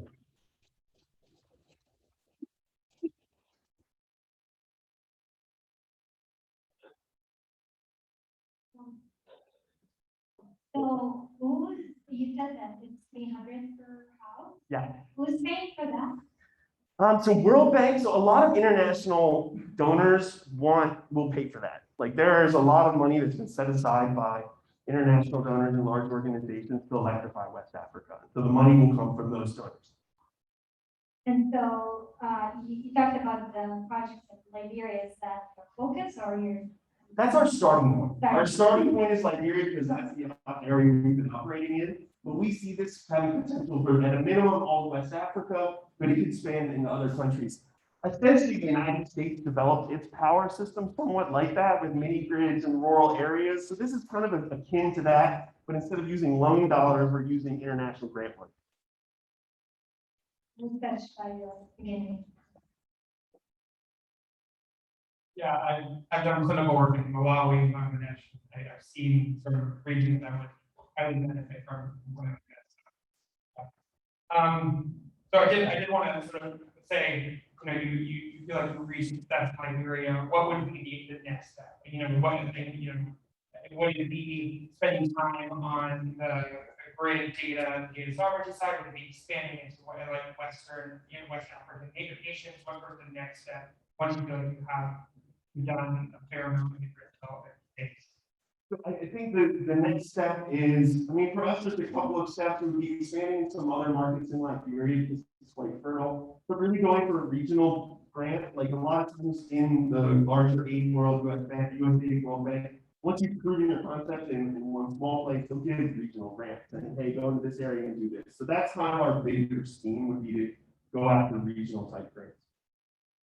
Great. And then with this 20K for phase 2, can you describe what that would be used for? Yeah, absolutely. So what phase 2 is, so basically we went in and we put, I couldn't see the timer, so I don't want to track time. We went in and we put on the gauge, so we installed them. The grid's not on right now because it's late at night. They only run on the grid a certain amount of time. But if you went to my website, there's a thing you can click and you can see what the grid's doing now. It's only on the grid, so it's not, it's just giving what the grid's creating. The next phase would be to buy the smart meters and install a few of them on the grid. And that would give us a clearer picture of what the grid is actually doing, where the energy is being lost. So it's not a huge step. The big step would be to come in and build the grid. But this is just the next step. It can give us a clearer picture of what we really need in order to create the grid. At this point, are you using only one manufacturer of grids, or? Right now, we are grid manufacturers. So we're the ones who are actually building the grid. As far as technology goes, we're still talking to people about what we think are the best solar technologies. I mean, that's not really the kind of value add. Solar or hybrid, that's basically what we're going to use. What about staffing needs, and what's your profit modeling look like for the future? As far as staffing needs goes, right now we staff up when we have projects locally. I have my local team. Ping back real quick. Sorry. So T-Boy is our technical lead, and he's been working in the Liberian electrical sector for a long time. He knows everyone. So whenever we have projects, we just scale up. So at some point that may become an issue where we start expanding past the technical capacity of the country. And that's something we're definitely thinking about as far as creating some sort of a training program going forward. The other thing I wanted to say real quick is when we put the E-gauge on, oh no, did I just kill something? Okay. We put the E-gauge onto the community, we signed an MOU with them, and then we painted this mural.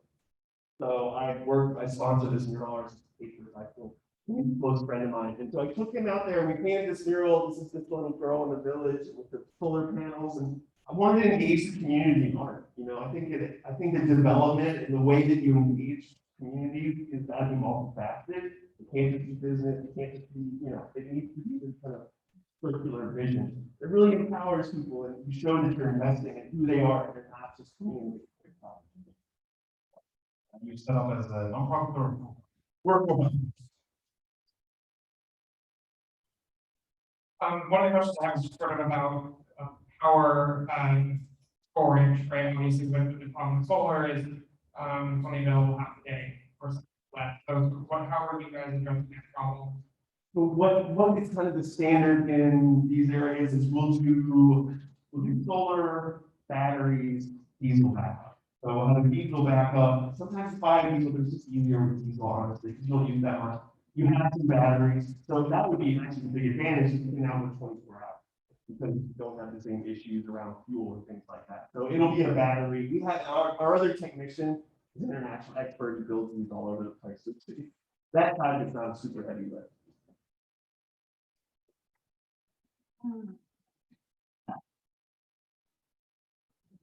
All right, thank you.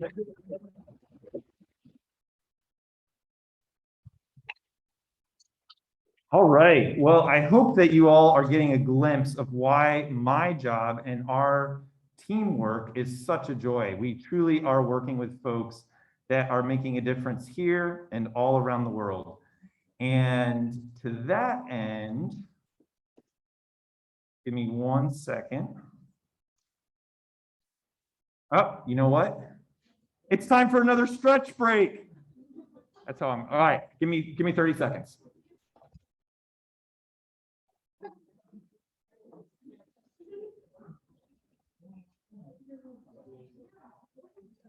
Andita, did you send me your, you're not Andita, where's Andita? Did you send me your stuff on Slack? I did. Okay, great. It should be.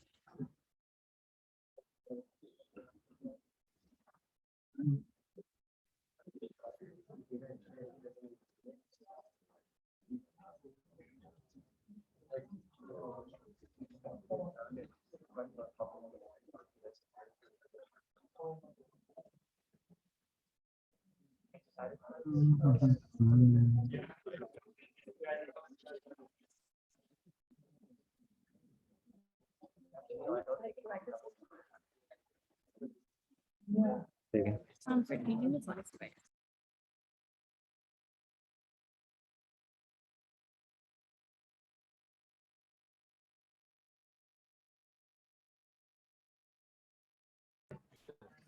All right, everyone, if I can invite you to have a seat and please put your hands together to welcome our very last team, Inferno Guard.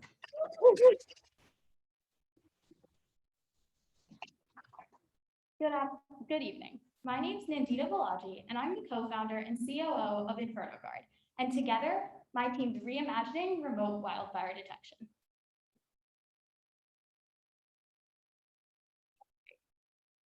The biggest problem with wildfires today is that massive fires, like this summer's Dixie and bootleg fires, can burn undetected for hours or even days. And by then, these fires are too large for containment. Because of this gap in detection, landowners are left uncertain and defenseless against these growing wildfire threats. But Inferno Guard's solution can detect these fires immediately through our personalized network of devices that continuously monitors environmental conditions directly at the source of a fire. With over 400 million acres at risk of wildfires each year, Inferno Guard's solution hails from both private and public landscapes and has seen overwhelming market support. We've spoken with over 50 landowners, and 100% of them have reported word of mouth or direct sight as their primary method of notification. And landowners rely so heavily on word of mouth because other detection methods simply don't cut it. Satellite imagery, wildfire cameras, and other sensor-based networks fail to identify small fires. They have large gaps in detection times, and they simply can't accurately determine wildfire presence. Word of mouth really is the current industry standard. Even our biggest partners at Yosemite National Park reported that they're pretty old school. Visitors mostly report fires, or even commercial planes flying overhead. And our team has support from numerous colleges and years of teamwork under our belt to tackle this problem head on. We've even welcomed a board of advisors from highly regarded industries, including the Chief of Fire at Yosemite National Park, to provide key guidance in the coming years. Our work began as 4 eager high school freshmen with a massive stainless steel box and sprayable foam insulation. But over the course of 5 years, we've developed a unique 3-step solution to ensure maximum property coverage. Step 1, assess a landowner's risk. Step 2, deploy hardware devices. And step 3, stay informed with continued data access. Our solution begins with our wildfire risk assessment, which analyzes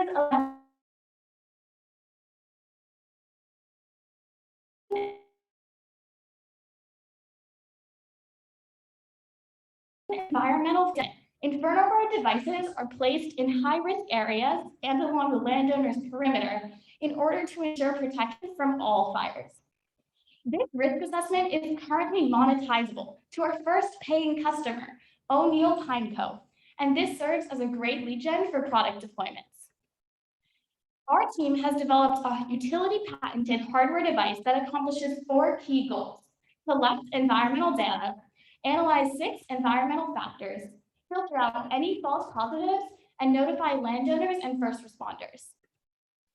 Our device currently notifies our users via text message, and we aim to enhance the user experience through web and mobile-based platforms. To elaborate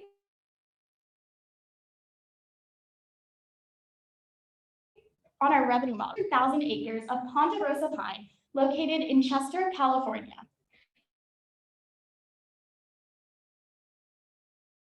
But last summer, we're losing $2 million an hour, with total losses likely to reach $150 million.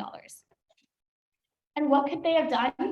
Collins Co. could have implemented our risk assessment for a price based on acreage. They could have deployed 4,000 Inferno Guard devices, and they could monitor their data with our continued data access plan. And in total, this sums to a mere 0.2% of total damage costs. With immense saving potential, we've seen traction in every industry and have over a dozen interested beta customers. An energy executive even commented that Inferno Guard's solution is one of the most compelling products he's seen because our technology has the ability to quickly identify sparks from broken power lines.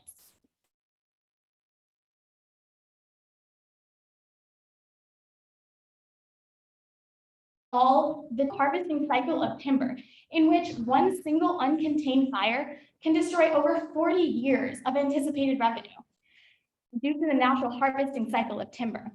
And in 1 year, there is nearly $359 billion of revenue at risk from the timber industry. With demonstrated traction, the Inferno Guard team anticipates $50K in revenue in the next year from a risk assessment, starting with the sale to O'Neill Pine Co. In addition, in upcoming years, alongside paid pilot deployments next summer, along with large-scale manufacturing, our revenue will skyrocket by 2025.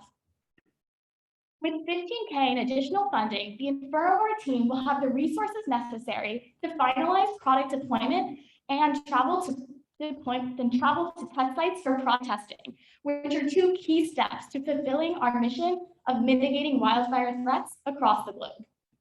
Thank you for your time.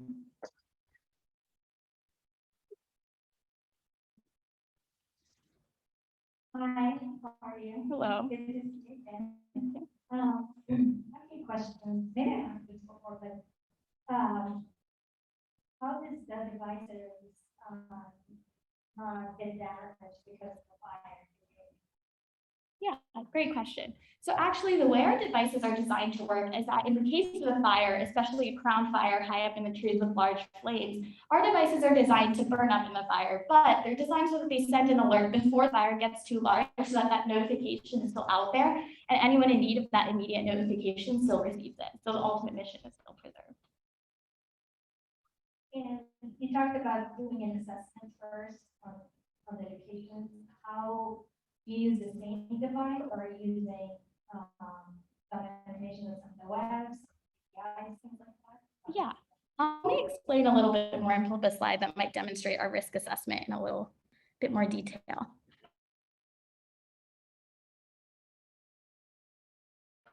Of what a full Inferno Guard deployment might look like. The red areas are places where Inferno Guard devices would be deployed, and those are those high-risk areas and along the perimeter to ensure protection for both on-site and neighboring fires. So we use this risk assessment so that we can make an informed decision about where Inferno Guard devices go, so that we can make sure that we're detecting fires immediately after they begin. And where is this map coming from? Yeah, so this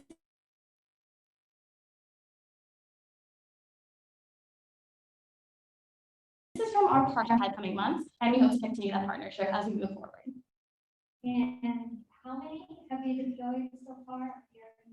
Yeah, so recently this summer, actually, we had the opportunity to deploy our devices at Yosemite National Park for product testing. And so we have just for environmental testing to gauge information about the device's durability, battery life, and sustainability in an authentic environment. Thank you. How many was that? It was 2 devices. But we're hoping to go back to Yosemite in upcoming months for prescribed burn testing and to learn more about our device's function. Oh. How wide is the detection range? Yeah, no, great question. So that sort of ties back to how our device works in the sense that our device collects data at exactly the location at which it is at. But because of this deployment strategy that we adopt, our device is able to basically at highest density, it's placed 1 acre apart and can detect a fire from that radius. And is there regulation in this industry? That's a good question. So a lot of that's primarily why we focus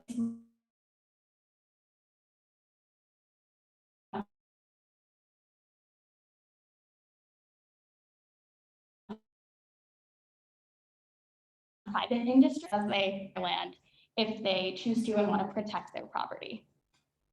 So my question was a little bit, I understand the value of, because my parents live in Southern California, they've been evacuated every other year for as long as I can remember. So I get that. I think what jumped out at me was the price points, because I see value in very large areas like this, but also in where my parents live. It's sort of north of Los Angeles.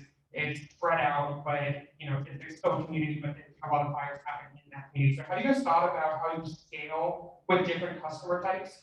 Yeah, definitely. So I think our device serves the greatest purpose for large-scale landowners of valuable land in the sense that our device is really strongest in numbers. The more devices you have, the better understanding you're going to have of your property. So that's really why we're focusing on landowners who own, 5,000 plus acres and have a lot of land to monitor. Because the big issue is that, when you have a lot of land, you can't track all of it. You don't know if there's a wildfire on your property. And that's really where Inferno Guard solution comes in, is providing that additional layer of security. What's next for you? I thought the slide was finalized. What's next after that? Yeah, definitely. I can pull up a slide with, some of our future timelines. So we're really hoping to move forward on both the business and product development front. We're hoping to take the next few months to really finalize product development. We're hoping to test in prescribed burn environments so that we can finalize our detection algorithm and work in emission ratios, which are useful for identifying wildfire presence in authentic environments. And then from there, we hope to get started with large-scale manufacturing so that we can support our beta customers with pilot deployments in the summer and then scale up from there. One last quick question. Sorry, I'll come back to it, yeah.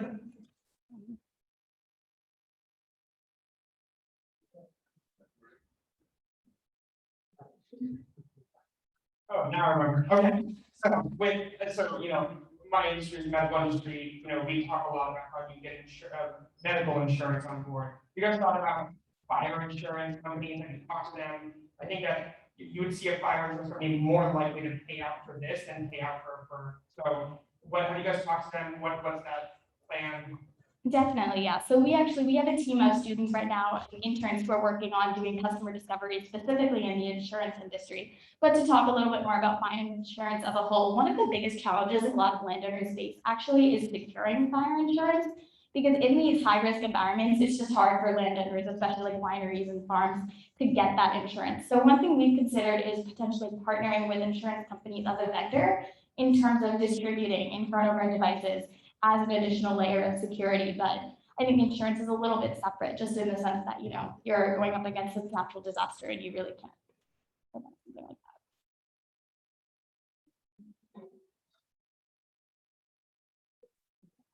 All right, everyone.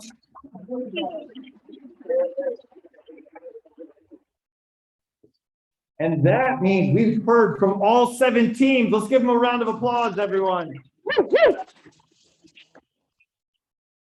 Wonderful stamina, and what a great group of ideas. I'm going to invite our judges at this time to follow Demario back into our conference room where the deliberations will begin. And that also means it's time for our deliberation. And to talk about that, I'm going to invite Mahima and Lanre, 2 of our graduate interns here at FastForward U, to the front of the stage. So please join me in welcoming Mahima and Lanre up to the front of the room.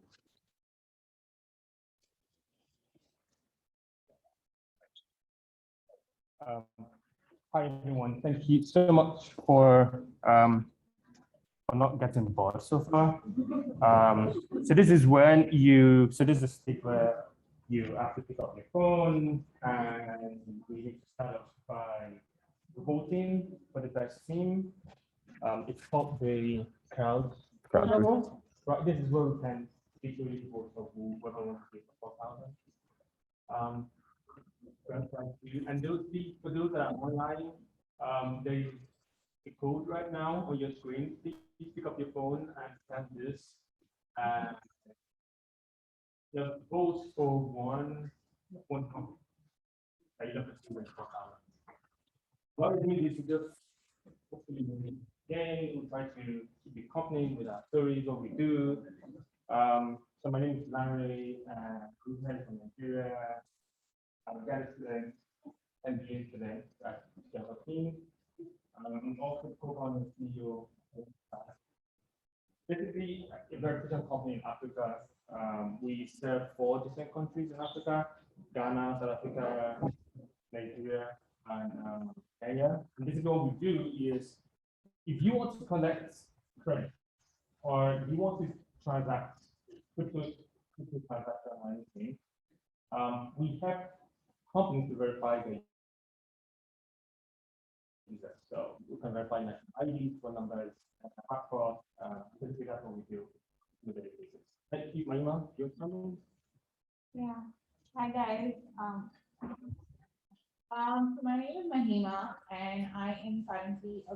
student at Johns Hopkins Writing School, doing my engineering management, and I'm from India. I run a startup in India, which is now 5 years old. It's basically an online marketplace for offline sellers in India. So in India, retail is 80% offline. So if you go around to shop, people tend to go to offline shops, and the biggest thing that Indians do is bargain. We love bargaining and we love discounts. And the problem in Indian e-commerce is that's not available online. The only thing that the biggest e-commerce obviously is Amazon, and that's like a set inventory. You can't like bargain, and that is one of the biggest reasons that Indian internet users. So if I have to say like there are 750 million internet users in India, and only 10% transact online.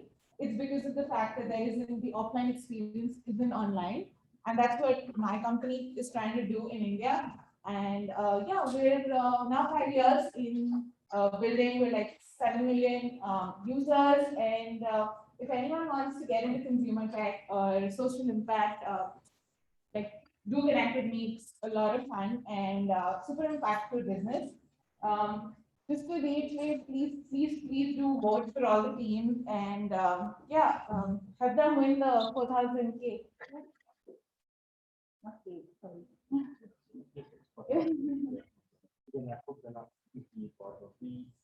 We're here just to tell you folks, really. We're just telling you that story. I hope you guys are enjoying. And if you have some questions about what we do at FastForward, so yeah. So we just started actually, but our roles here are to help the startups that are in the program to help them in terms of advising what we know and how we build our businesses and how we could help them in terms of going from their MVP and their idea data stage to an actual product. Also, guys, Nandi is just got into Y Combinator. I don't know if a lot of people know that. Just to like reiterate for everybody at Zoom, I think a lot of people had left and their invitees had left too, and we could just come back and vote for the teams. Yeah. If you have any questions for us, we do know our pictures. I have a contact. I might run my Y Combinator. Yes, that's good. Anyone that has any one application and your interview.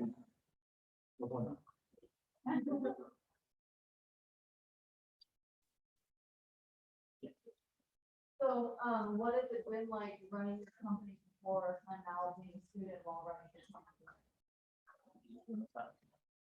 It's a really tough question. So I work India time, so I need to get up like at 4 a.m. in the morning to work. So the biggest thing would be like COVID. That's good. The good thing was that everything's gone remote, so it's easier to work now. Like our teams, like we have 100 members right now at office, so it's better to work online. But the only issue that I face is like managing the time. So to wake up 4 a.m. to work with the India team. But apart from that, because of the fact that we've gone remote, it's been easier, and I did have the opportunity to make a decision to actually come here and work. But yeah, learning experience, you get to learn so much from Hopkins, so much from startups here. So it's a good thing overall, yeah. So for me, the experience is similar. I'm just one ahead of us. It's like 3 million for me. But it gets easier when you have like team members that are very smart and can work without you supervising them. So we have team members in Saudi Arabia, Canada, in Nigeria, and here in the US, we have like different time zones, right? And you don't really have to see them to work, right? So you just have like several tools you use to manage them. You need to have like weekly stand-up, weekly product, that everyone needs to be on the call, and you know what everybody's doing for time. You need to also motivate them. For me, the biggest challenge is not here, and my program is more important than the company. I need to let them know that the company is important to me as a program that I'm running. But challenging. But yeah, that's what we signed up for, yeah. So yeah, okay. But also,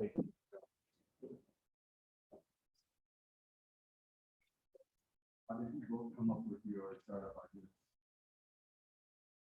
How did that come up? So initially, I wanted to be a fintech product. Basically, you go into a store, with your credit card, you get in, you can pay with your face, your fingerprint, and that's it. Right? We use the biometric technology, we connected with your bank, and so forth, right? So we could not much because of regulatory purpose in Nigeria, right? But one problem with Swiss was you could not verify people. So even when you walk to a store, you still can't verify that you are the owner of that account or that bank account. So we had to hey, if you have a verification system, no one has. So we said, okay, why don't we do? So we built our own internal one, our commercialized, and that's it. And fourth month of launching 20K sales, started growing, peak 120K sales year one, and it's been good. That was it. As a header, that wasn't what we wanted to do. So my story is a little different. I had a completely different business when I started. So how it happened was, I don't know if a lot of you guys know, but India is huge on marriages. We have like 7 days of a marriage. The weddings are crazy, and there are loads of clothes that go into buying all of that. So my sister actually was getting married, and she had all of these clothes, and she wanted to she came to me and said, she actually lives in the US, and she came up to me and said, where can I sell all these off? And there was no place in India to sell secondhand clothes. So there was no concept of consignment, there was no concept of buying and selling sustainable fashion, there was nothing like that. So I realized, and I have a lot of clothes. I mean, any woman here would say like they don't really wear 80% of the clothes they have in their closet. Where does all of that, that's a lot of money, where does it go? So that's how I actually started the business, and that's how my business was buying and selling of secondhand fashion. But I feel like that was a little early in terms of current market in India. We Indians aren't, so to say, at that time when we started 2015, it was a taboo to buy and sell or wear secondhand fashion. So we were early for our time. Now it's definitely booming. We were looking at companies in the US like Poshmark and Threadclip that kind of do that. But after COVID, actually, we pivoted our business completely because of the lockdowns and restrictions, and shopkeepers couldn't go to their actual shops to sell. So they actually wanted to come online and sell and have a process to do that, which they can't do on Amazon because Amazon in India is English speaking. And if anyone knows about India, we're a multicultural country. So there are hundreds of languages. So we try to make a localized app for offline sellers. So that's our pivot into how we will do business. And just, you can also ask questions around fundraising. I think Money raised $5 million. Not yet. Okay. I raised $14 million, 40. Raising 25, so yeah, we were working on raising 25. Just in case that's not the hour. Yeah, just in case you have to figure out fundraising.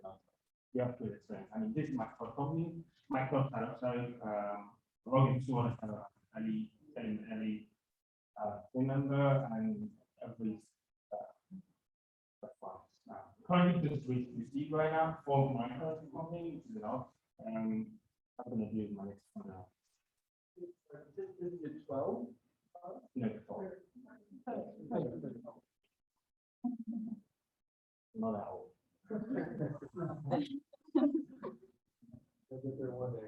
Yeah, maybe. No, I would be attached.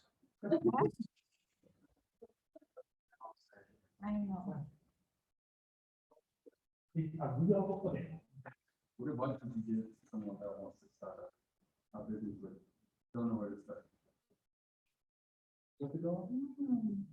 Good question. I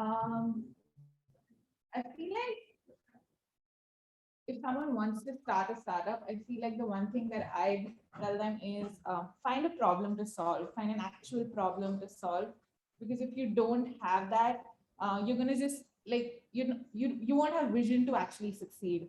If you find something that actually matters, that actually creates impact, that is when you can actually make it into an actual viable product and sell it. And if not sell it, then actually create something that changes lives or changes people. I think that would be my biggest takeaway out of that. And yeah, focus. And the only thing I'd say, been doing this for 5-6 years now. The one thing that I say is perseverance, and running a startup is like great in terms of it's so fulfilling, but there are the worst things that happen, like you don't raise funds, people like leave you, hiring and all of that. But I think just if you stick to your guts and you keep on doing it, at the end it's all worth it. First of all, I would say, maybe 4 rules. The first one is when you want to start, take away the emotion out of it, because get to the point where you're really frustrated, right? It's fancy to say I want to start up or to be a CEO or something, but sometimes there's just only one right there, and you have like first 30 people you have to pay, and they're waiting on you, right? You have the computers to deal with, you have to do other things. So when you have an idea, take away the emotion, and just take a step back and say, I don't want to see the fancy thing. Let me see, I can do really with myself. Is this actually people and stuff like that? Second thing, which would be funny, is if you have a grammar, good for you, because if I want to see this grammar and explain your problem, explain what you're solving. If you can understand what you're solving, then you're good. Yeah. But if your grammar can't understand, and you have to, then you need to. And the reason I said this is because sometimes we want to solve a problem around like big broad words around it. We need to make our problem really, really simple. That is what that's going to be. The first thing is try to put that you're solving it for a huge market. Something scalable. And yeah, it's that. As founders, what's been your favorite experiences so far, like working on your companies? Experiences, no, that's a very good question. Maybe my first 100 customers. Yeah, when I hit my first 100 customers, it's like the greatest validation. And I've great fun. I've got things like awards and all that. But there's no greater validation than when you have customers that really, really trust you. And they go out and see me and say, hey, this guy's the best. Without paying them money. Yeah, that's for me. I think for us, it'd be like COVID was really hard in terms of how it impacted businesses in India. And I remember the only thing that was available that time was e-commerce. So on social media, we find sellers putting up videos like they're selling on COHORT, which is the company that I run. They're selling on COHORT. We're earning like 50,000 Indian rupees, and that's how I'm running my household right now. So just like creating impact in terms of like some family is able to earn money and take care of their entire families. I think the biggest thing that for me at least was Thank you so much. Thanks, guys.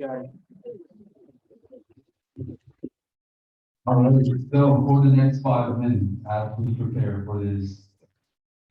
We're gonna have you all just mingle for a second. If you want to come up, take a picture behind these beautiful lights, feel free to do that. But give us about 5 or so minutes and we'll come out here with some good news.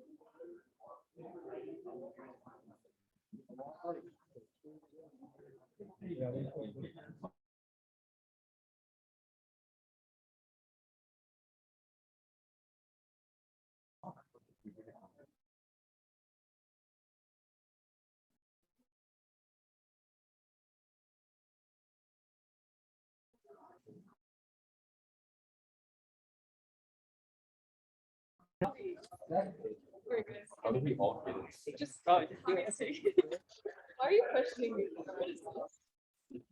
Where's the camera? Wait, Avi. Yo. No, I think it's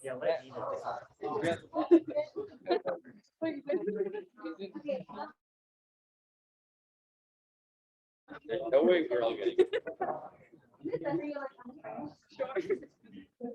Can you see everyone? What if I hold it like outwards? Oh, what?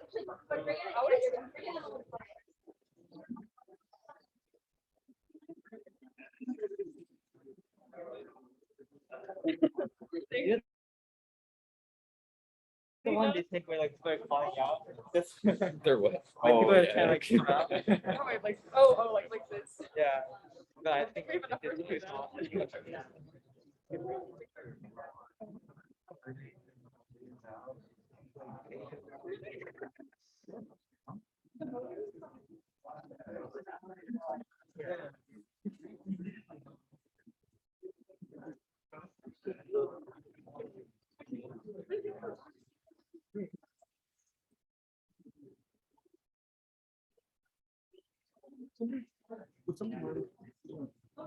Rod, do you have your phone? Yeah.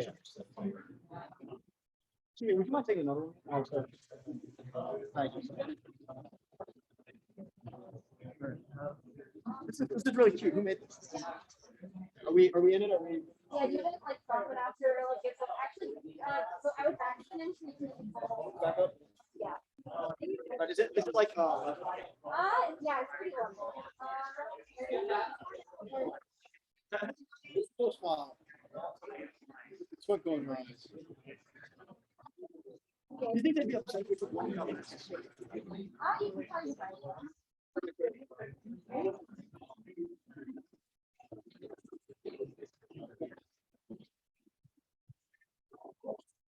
Thank you so much. I appreciate it. Thank you. I need to sit down.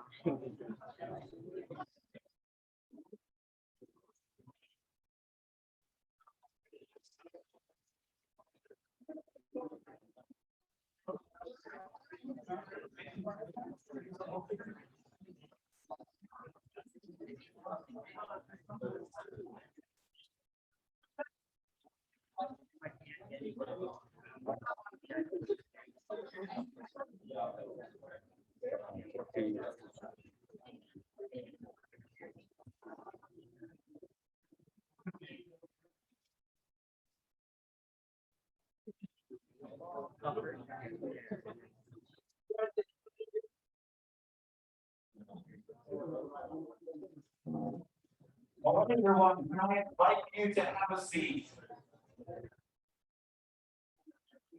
Decisions have been made. Woo!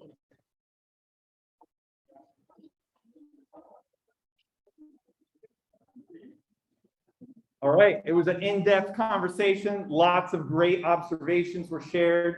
And speaking of observations, I have asked our judges to share a few words with each of the teams. So before we make any announcements, we're going to go ahead and do that. So let's give our judges another round of applause. And many thanks for being here. Take it away.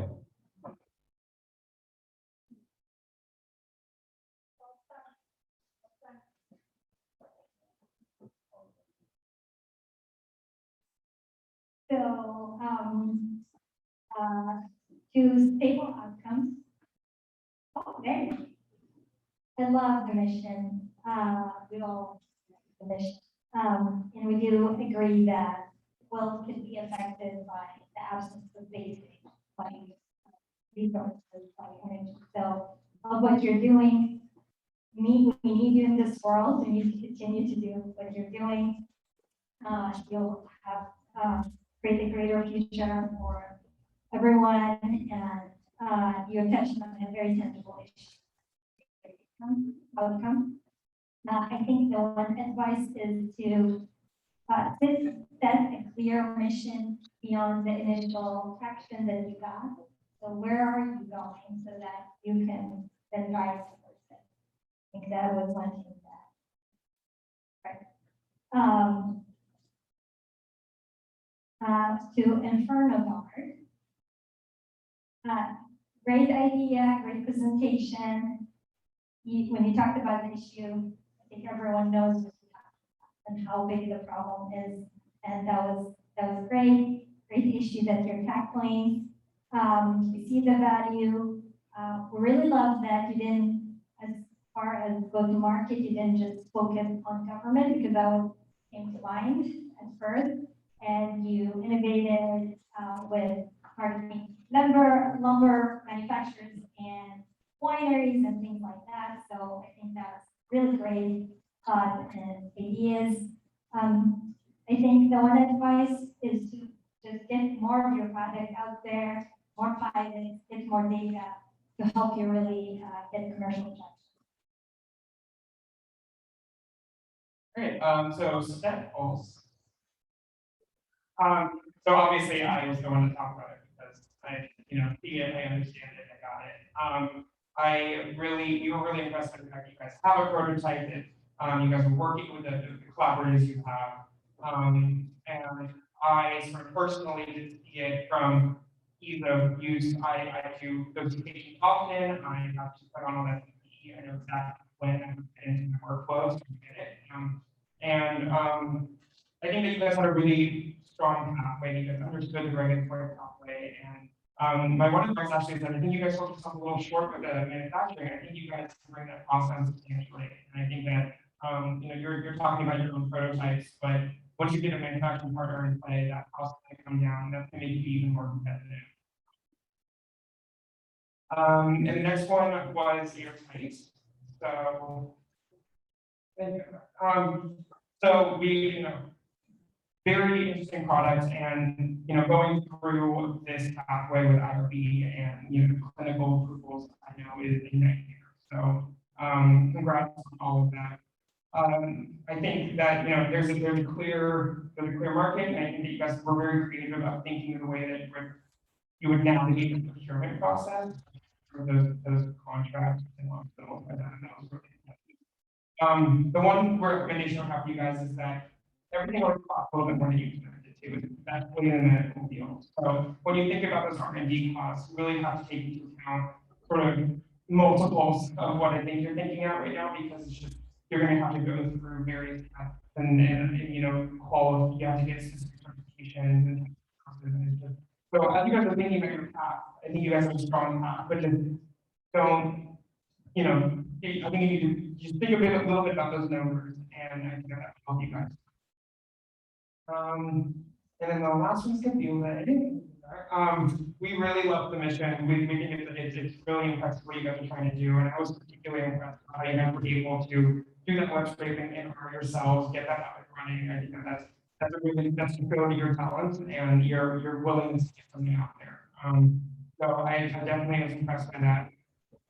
One of the things that we talked about actually was that we thought that you guys could actually do a little bit more in the sense of you could sell this to governments. You could say, you as a government wants to be able to increase transparency. Let's work together on this. So I think that when you did that breakdown of here's how we fund ourselves, here's how our revenue can come from, if you could bump up that consulting aspect of it a little bit more, not just consulting your skill, but actually selling that product to governments and to NGOs. I think that's a market that I don't think you're tapped into sort of in your pitch that would benefit you a lot. Awesome. And then last, blue chip, great presentation, great problem to go after. There's a lot of money to be made in the sports betting space. I actually have seen this first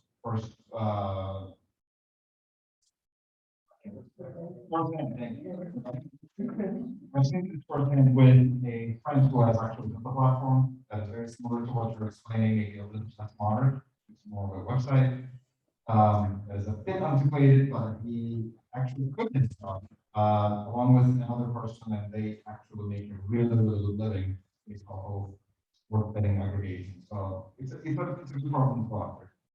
I would encourage you to think through your MVP more, get to MVP more quickly, and test your ideas as quickly as possible, because you want to fail fast, fail hard, very quickly, and get to what that MVP really should be.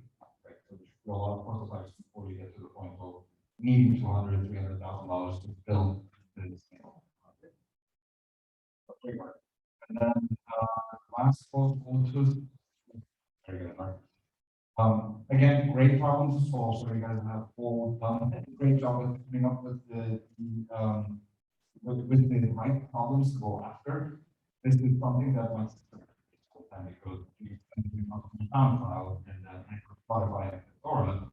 So I ended up signing for SoundCloud. So for you guys, I would encourage you going. Obviously, this is a great problem to solve as well. But don't think about solution first, think about the problem more. You want yet another app for people to log into to use, or you want to integrate a little bit different. You want to think about different pathways of getting to what you need to have. Again, the same, I'm going to do the same advice I did with blue chip, applies to everybody. If you do fast, don't be afraid of failure. Fail fast. Get to your MVP where people are willing to pay you so that you can make sales and that you can grow.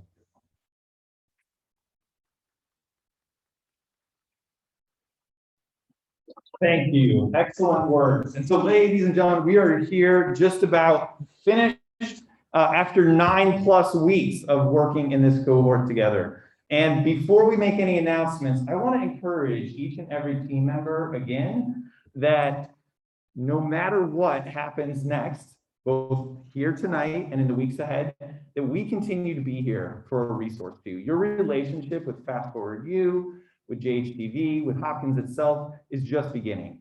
And with such great alumni as we've seen here this evening, with our mentorship network, we have so many more opportunities ahead of you, and we're incredibly proud of you and what you are doing. So thank you for all of your amazing work. Thank you for aspiring to change the world. We're really proud of you. So again, applause for the teams. Quick logistical note, when we are done here this evening, we're going to take the teams, and all of the teams, I'd like to grab a quick photo with you. And then I also want to encourage anybody, I don't know if you're in the neighborhood, there's some pretty great places nearby to eat. So you never know who you might see around to get a drink or to eat somewhere else outside of this building. So feel free to wander, feel free to say hi to us. I think it's time, Demario. I think we're there. So can I get a drum roll from the audience? Can we do, all right, excellent. Cohort 5. Okay, this prize is the first time we have done it. It is the cohort prize. So this is a situation where all of the teams in the cohort gave a numeric order ranking to all the other teams. And so they picked this winner. Let's go ahead and switch. Let's see what it is, Mario. And it is Team CABILDE. Congratulations.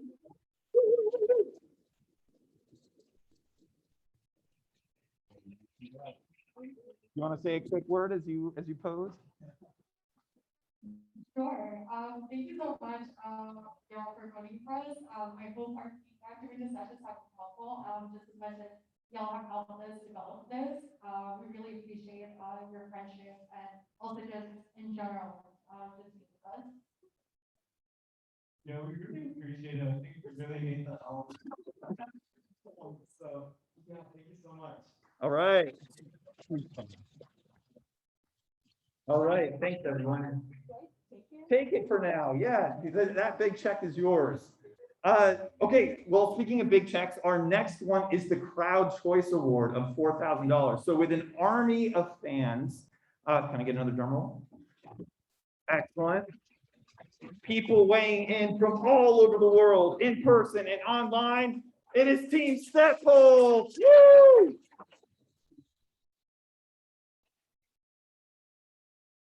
Yeah.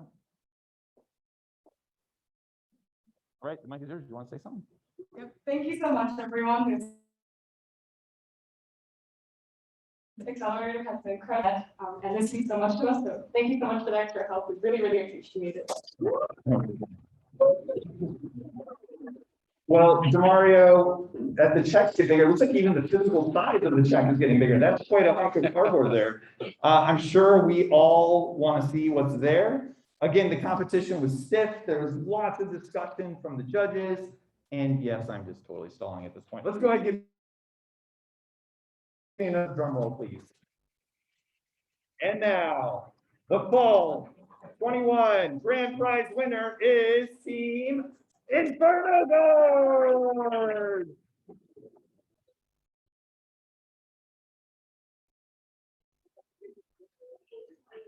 Thank you so much. I'm so grateful. I'm so excited.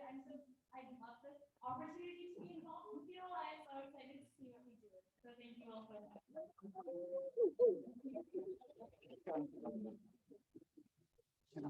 All right, everyone. Thank you so much for being here. Thank you for everyone who has come. I want to again just give a quick shout out. We have our accelerators opening back up in January, and every single team here is eligible to apply for our Spring Innovation and Entrepreneurship Challenge, where an additional $150,000 are going to be given away. So again, the relationship is just starting. We're proud of you. Go forth, have a great evening, say hi to each other. Thank you.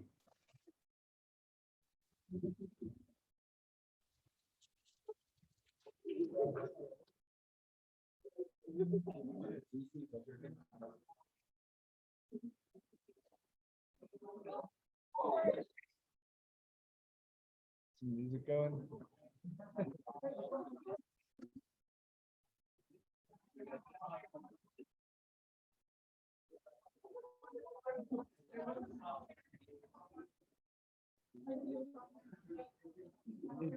Healthcare, so big.